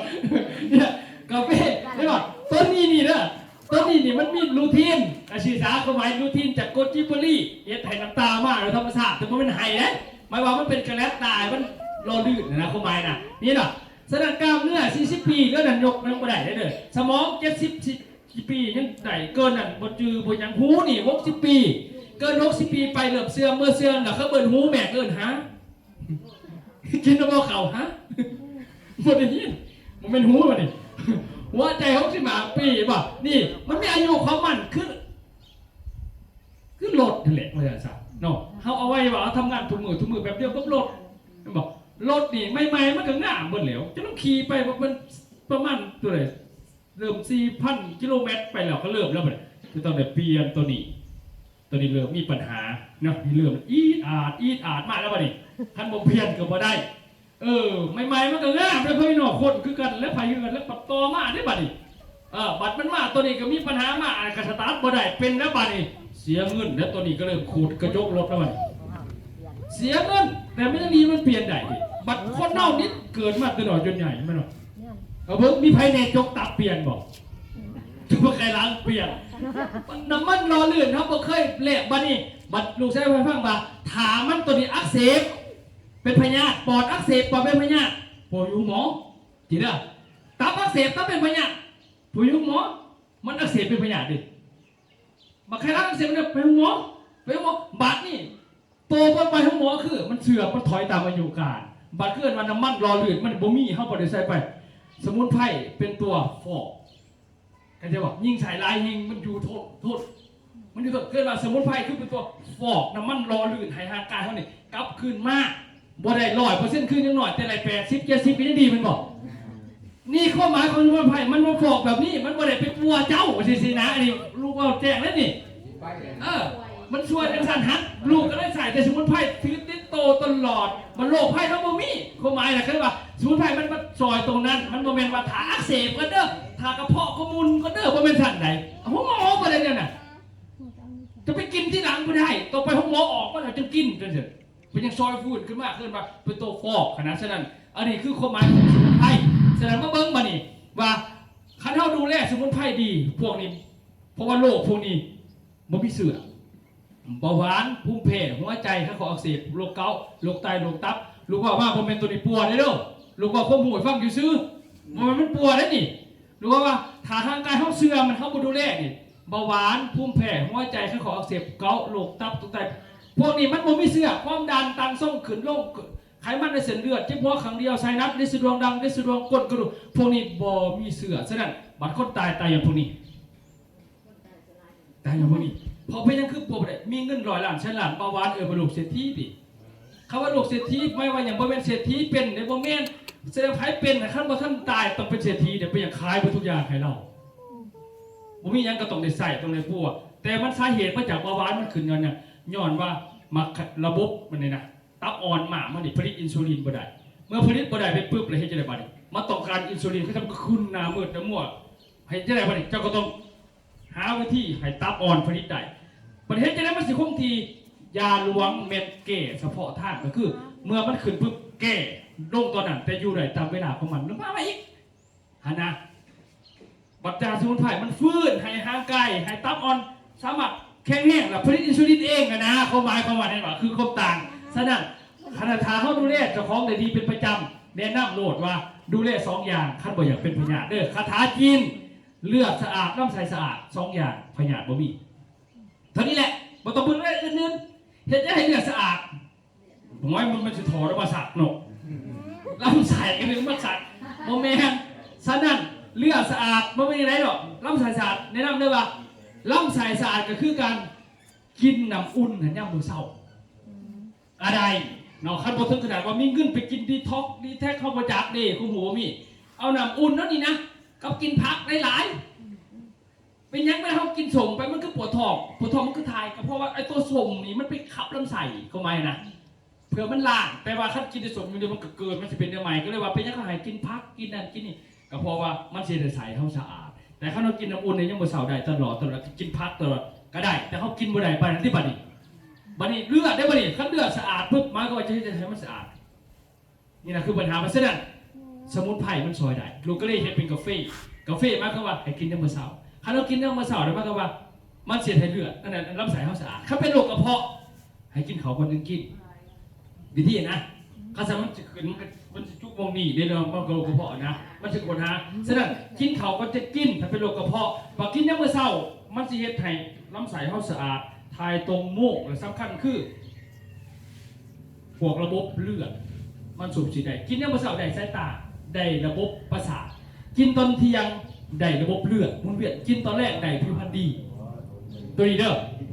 บ่เป็นยาวิเศษได้หมายความว่าห่างกายเขาปรับตามนั้นแต่ในน้ำบ่อยากให้กินน้ำมันแรงข้างมีแต่ให้กินน้ำมันเศร้าพอเอาลำไส้ก่อนขั้นลำไส้บ่สะอาดตัวอื่นเลี่ยงบ่ได้มันจะเป็นการลำไส้ดูดซึมกินขี้เจ้าของบ่ได้ต้องให้กินน้ำมันเศร้าเป็นหลักเลยฉะนั้นอยู่นี่หน้าเดียวมันที่มีบำรุงเลือดพวกทั้งเศร้าพวกอัลฟันฟ้าแล้วบำรุงประสาทบำรุงฮอร์โมนมันเป็นที่มีฮอร์โมนเพศได้เด้อฮอร์โมนพวกอันนั้นมาไขหลังฮอร์โมนพวกอันนั้นจะเป็นเบาหวานเนี่ยพวกฮอร์โมนอินซูลินก็ได้ตัวนี้มันบำรุงอะไรซะแล้วฮอร์โมนเพศก็มีตัวนี้ต้องท้าพยาเขามีเพิ่นกินเดี๋ยวตึงเพิ่นว่าแล้วนี่นะแล้วพวกปุ่มตันท่านี่นะแสดงตัวนี้เขากินไปโหลดตัวกันเนาะบำรุงประสาทพวกกินลืมพวกทายพวกสะดวกมันก็ซอยได้บอกแต่มันสิเน้นไปทางระบบตาผู้ขั้นวัยรุ่นกินนี่เขาไม่ได้กินเพราะบำรุงตาเขากินเด็กหน่อยกูมือนี่มันกินเบียร์มันกินเหล้าเจ็บหัวเมาข่าง10 นาทีปิดถิ่นอันนี้เมื่อไหร่เขาบอกกันตอนปีใหม่เนี่ยไหมล่ะตอนปีใหม่โรคเบียร์ก็เลยเป็นเบียร์ดอกไปบ้านได้ก็กินแต่เหล้าก็เลยมันบอกกันกินมันเป็นกินเหมือนเด็กเขาพอขมอน10 นาทีเลยแม่นี่มันสั่นผ้ากันออกหมดตัวนี้เนอะเมามากอะไรก็ตามสิเมามากพักพร10 นาทีต้มน้ำหอดกินมันช่องหนึ่งช่วงหลด นี่พอวัยรุ่นเขากินในสัตว์เนี่ยเขาไม่ได้กินเอาสุขภาพพวกนี้เขาขึ้นมาเขาอันนั้นเดียวดิพวกนี้มันขายได้จากการไล่ผิดแล้วมันก็ไล่ผิดออกจากตับน้ำขั้นคือเสียอาจารย์พุทธเกิดเสียแล้วเป็นพระเจ้าเตยเขาคือหลวงตานักของพุทธเกิดห่วงสาวซีเมืองต่างๆที่ไหนต่างๆออกเขาต้องถัดนั่นกระทรวงคนนี้เขาก็เฟ้เขาเพราะเป็นเรื่องน้อยๆด้วยถัดผ่านมาเนี่ยวันที่เดือนหน้าเนี่ยคือสอบโทรทัศน์จะประสานอีกดิเพราะว่าเพิ่นขอออกข่าวเพราะซักเขานี่เราเนี่ยเข้าลงบุตรแบบนี้แต่ละบอลตัวนี้แม่นข้าพเจ้าแต่ก่อนก็ยังใส่แว่นนะสินะตลอดนะก็เริ่มบดแว่นประมาณเกือบ4 ปีแต่ก่อนนี่สิเนี่ยผมข้าพเจ้าแพ้แสงตัวนี้ไปบรรยายกันสิแต่ก่อนเป็นดูแต่ก็แว่นตาสิละบอได้ปล่อยจักเทื่อแต่ว่าวุฒินี่รอดนี่เห็นกันมีแต่ใส่แว่นแต่ก่อนเนาะมันไม่เห็นเลยหรือว่าบริใส่แว่นนี่ขับรถกลางคืนก็ได้3-4 ปีผ่านมาไปลืมแว่นอยู่ในย่นตอนประสบเรื่องกาแฟเนี่ยกินกาแฟแล้วประมาณ3 เดือนบัดนี้เป็นยังคือเรื่องปกติแต่ก่อนหมอเขาจะหาเขาใส่แว่นแล้วถอดตามันสิลบคาไปเรื่อยบัดนี้มันไปประสบมาแล้วบัดนี้ตาเขาเริ่มดีนะบัดนั่งจะซื้อไปใส่มันมั่วเนี่ยมันต้องบาขับรถเนี่ยพอใส่บ่ได้มันต้องไปใส่ตะกี้น่ะบัดมันป้าออกป้าขาวพอออกป้าขาวบัดนี้มันเป็นป้าใบอยู่ย่นป้าใบอยู่นี่บัดลงย่นเราก็ลืมขึ้นบ่ได้ก็เลยกลายเป็นว่าเอาเศร้าเลยซะฮักนิดเลยนะพอดี4 ปีหอดข้อมือนี่ฉะนั้นคนเฒ่าคนแก่เด้อเจ็บประสาทเจ็บพ่อครั้งเดียวซอยได้ตัวนี้มาเบิ่งราคาไปเด้อราคาของเราปุ้ยมันยังให้ราคาเก่าปีกายนี่อยู่หรอกให้ราคาเก่าปีกายนี่ก่อนตัวนี้เด้อเพราะว่าคัดตัวแทนขายหันนะเดี๋ยวนี้อย่างปากซองเขาขาย700,000 กีบตัวนี้เด้อปากซองขาย700,000 กีบตัวแทนเขาขายอยู่600,000ต่อไปถาบ้านเป็นตัวแทนเขาขาย600,000ตัวนี้ตัวนี้นะแต่ว่าเขาขาย600,000ก่อนเลยนะลงซื้อได้ทั้งสอบคล้องมาจะเอาเงินวันนี้มาส่งเลยจะเป็นทั้งนั้นพอขมอนเพิ่นสิมาส่งเพิ่นจากสารวัตรเพราะว่าลงอยู่นี่ลุมรถพวกเพิ่นสิมาส่งนี่เลยนะกระบะเลยนะตัวนี้เขาสมัครจองได้เล่นได้เนาะฉะนั้นตัวนี้เราไม่ยังเก็บท้าเพิ่มเติมเขาท้าเพิ่มเติมได้ส่วนปุ๋ยน้ำนี้ปุ๋ยน้ำตัวหัวเสือนี่ราคาขายมันก็คือเก่า2,700 บาทแต่ว่าราคาส่งเขา1,500เขาขายเป็นล้านแล้วหาย1,500กันตัวนี้แต่ว่าถ้าซื้อตัวนี้1,500 บาท975,000เขาแถมตัวนี้ให้อีก1 ขวดราคา600,000แถมไปฟรีตัวนี้เด้อเพื่อให้เข้าได้ใส่กันตัวนี้เนาะและส่วนกาแฟนี่ขายคือเก่าก่อนก็คือราคาปกติมันกับ200,000ราคาส่ง1,600เข้าให้เป็น1,400เนาะให้1,400ครบ10เขาให้อีก1เอาไว้ว่าคนหนึ่งครบ10ก็ให้อีก1สิเดี๋ยวเตะก็ไปปั่นกันตัวนี้เด้อตัวนี้นี่พิเศษพิเศษประมาณนั้นแล้วก็มีสบู่นั่นเด้อสบู่นวดหน้านวดตาหน้าตึงหน้าใสหน้าเนียนตัวนี้มีบอกได้หน้าตึงหน้าใสหน้าเนียนถ้านวดหน้าลงไปหน้ามันตึงนี่จะคล้องไหมจะคล้องอายุปีนี้40เด้อ40 ปีหน้าอันนั้นตัวนี้ใช่ตัวนี้นวดตัวนี้บ่ให้อาบเด้ให้นวดหน้าจังเดียวยิ่งดูนวดให้ดีเลยก็ต้องไปใช้นะพัวเริ่มถามอยู่ใช้ดนตัวนี้เขาไม่อยากจะเป็นคนเขาห้องน้ำแล้วก็โดนเขาเป็นคนเขาแค่เขาห้องน้ำก็โดนเนี่ยเป็นอย่างนวดหน้ามันติดอะไรมันเคยขั้นเอางานชัตตะกี้กันอยากจะมองหน้าอยากเหมือนคู่มือนี่อยากไม่กี่ลายตัวนี้นี่มันสู้โตได้สร้างหัวได้ตัวนี้เป็นพวกนาไซนี่อย่างเสร็จเนาะประมาณนั้นเนาะประมาณนี้รวมๆไม่ยังถามมาบ่นี่ใครจะได้ปุ้ยจะได้กาแฟจะได้ยังกระจดส่วนจะได้ปุ้ยนี่แม่เขาจดไว้เนาะเดี๋ยวเพิ่นมาส่งเขาจะเอาเงินปกตินั่นแหละประมาณนั้นเนาะตัวนี้เขาจะใส่จะได้เนาะเขาเริ่มต้นจากแนะนำก็คือทางห้องคนเจ็บใจแนะนำก็คือใส่แต่ห้องพืชแล้วก็ผสมเคมีก็ได้1:5จบเนาะตัวนี้แต่ถามว่ามันสิแก่ดินมันสิห้องซื้ออยู่เก่าแล้วก็ซื้อคือเก่านะแต่ถ้าเราแบบปุ้ยน้ำนี่ใครจะเอาคือมันอยากใครได้คือบัตรผ้ามันแนะนำตัวนี้กับปุ้ยนี่มันจะเป็นสูตรของมันตัวนี้นี่เล็งตัวนี้จะห้องผืดแล้วก็จบก็นั่นแหละแล้วน่ะก็เบิ่งผลมันประมาณนั้นเนาะสิบอกไว้ทั้งพอขมอนเพิ่นว่าต่อเนาะเพิ่นบอกได้ละเอียดต่างๆตัวมือทั้งพอขมอนเลยครับ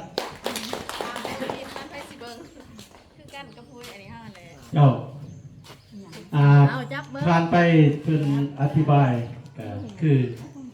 บรรดาทานยิ่งใส่เลยก็คือสิได้ข้อมูลดีเนาะเพราะว่าอย่างน้อยก็จือวิธีใส่ปุ๋ยเนาะแล้วก็ประหยัดปุ๋ยคือแนวใด แต่ผลดีของปุ๋ย ผู้ก่อย ที่ หาย ประ มา ธาน ใส่หมวกผิว เพิ่น ด้วยอยาก อธิบาย ใส่ เนาะอันนั้น แต่ เป็น กระปุยทั่วไปเขาใส่ ผลได้รับของปุ๋ยเก้าเกษตรนาโนเนาะคือบริษัทฟัสโกลาวเป็นปุ๋ยที่ดีท่านบอกแล้วเนาะ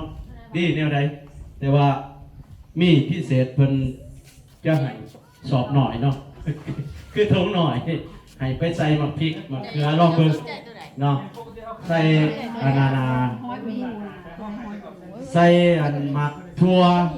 เนาะหมักพริกหมักเกลือได้เนาะแต่ว่าวิธีใส่ก็กดใส่เงาว่าหั่นแหละ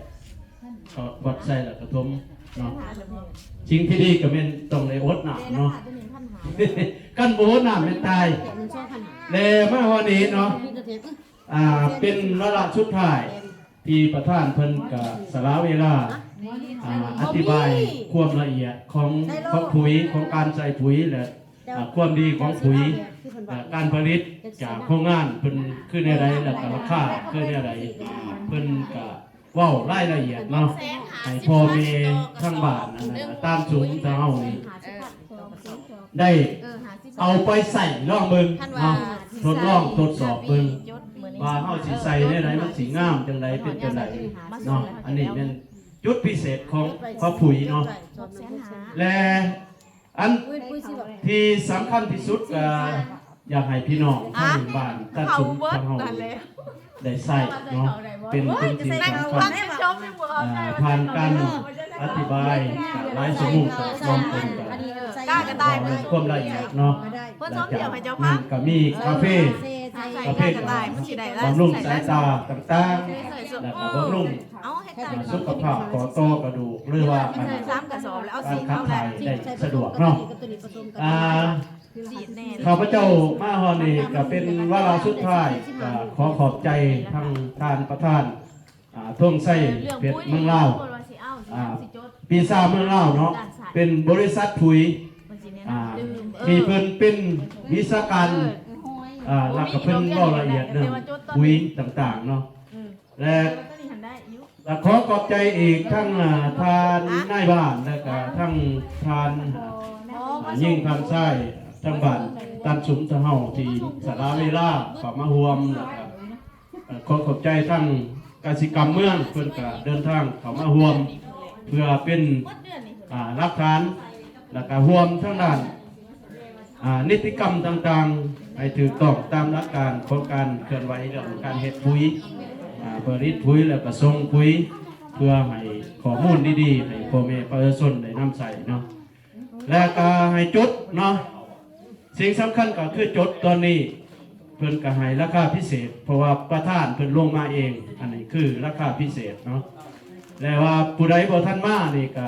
สิมอบเติมให้ทั้งนายบ้านเพิ่นจดเนาะจดอีกจดเอาว่าไปสิเอาจักสอบเนาะ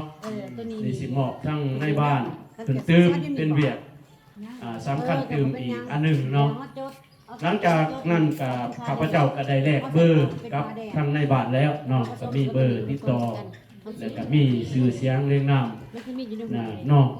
สุดท้ายนี้ก็ขออวยใส่ให้พรบรรดาทานที่มีเกียรติบรรดาทานในบ้านห้องทานยิ่งทานใส่ที่เขาห่วงสละเวลาจนหอดเวลาอันสมควรมาหอนี้ก็ขอขอบใจเนาะขอพักผ่อนตามอัศจรรย์ใส่เนาะขอขอบใจขอตบมือสมเสยเลยเนาะขอบใจ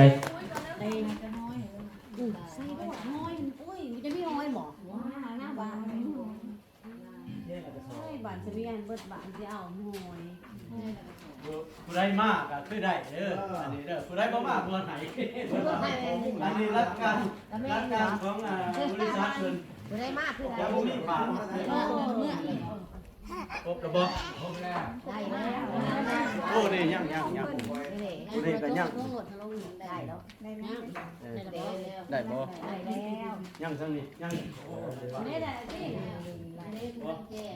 ในบ้านนี่เพิ่นสละเวลาเพิ่นพิเศษ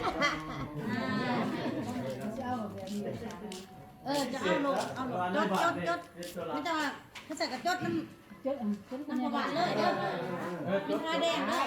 แล้วก็ผ้าแดงให้เรามันจะมีผ้าแดงผ้าเขียวผ้าฝาแล้วก็ผ้าเป็นน้าแท้ส้มแดงเขียวฝาส้มนี่นะจดก็ได้ถ้าบอกกินแถมเอากินแถมนี่แหละเป็นเท่าไหร่975,000โอ้เท่าไหร่นะมุนแม่มุนโดมไหน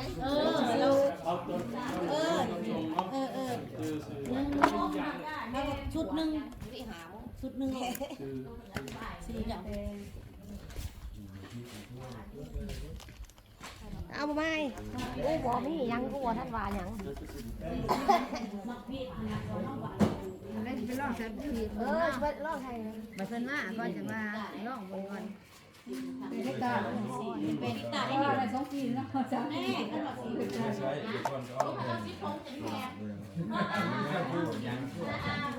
เป็นสูตรเอาชุดนี้จะเอาเพี้ยนใส่ผ้าแดงของเราหน่อยผ้าแดงแล้ว975ยศในมือนี้ได้ก่อนแม่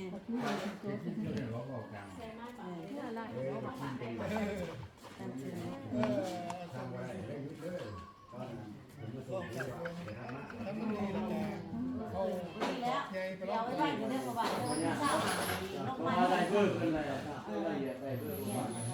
ติดต่อนะ เรื่องป่าเลยป่าแม่กาแฟคนที่ใช้วันนี้ก็เป็นอันนั้นกระสอบบริจาคป่าก็แล้วนะกระสอบพังนั่งเขาพังกระสอบผ้าก้อนของวัวก้อนแดงก้อนหมอ ยกแล้วนะคนเนี่ย เห็นเขาโฆษณาอยู่ สอบกับสีเอาอยู่กันออนไลน์กับสีเอาใส่หน้าตัวเอง ที่เอาได้ลอง ไม่ทราบท่านจะใส่สีอะไรจะทำสอง เออ แต่ว่าถ้าเราสีน้ำ พอไปใส่ก็ใส่ ถ้า ดิ เราสีไม่ได้แต่บอกเอาไป อั ใส่ นนี้สีน้ำเป็นเอาแต่ทางเราถือเลยเราจะใส่หน้าแล้วเองเอาโลดเอา ตามเพิ่มไปจะได้ เราเอาใส่ก็ได้เต้นน้ำม่วงแท้ไปใกล้ โอ้ มันจะไม่ต้องเขาใส่จะบนที่วาง คิดวังคือประธานบอก อากาศเอาเนาะ คนอย่าง ใช้เงินเดี๋ยว ผมไปนะผมแล้วคนขอบใจร้านแล้วคนเด้อขอบใจร้าน ได้ขอบคุณ ปลาน้ำหมูคนจะปลาในปลา มึงเนื้อเอาถั่วเอาหน้าพาง ฝากความบังน้ำประบาทนั่นแหละประบาทจะได้เรียกตื่นเดียว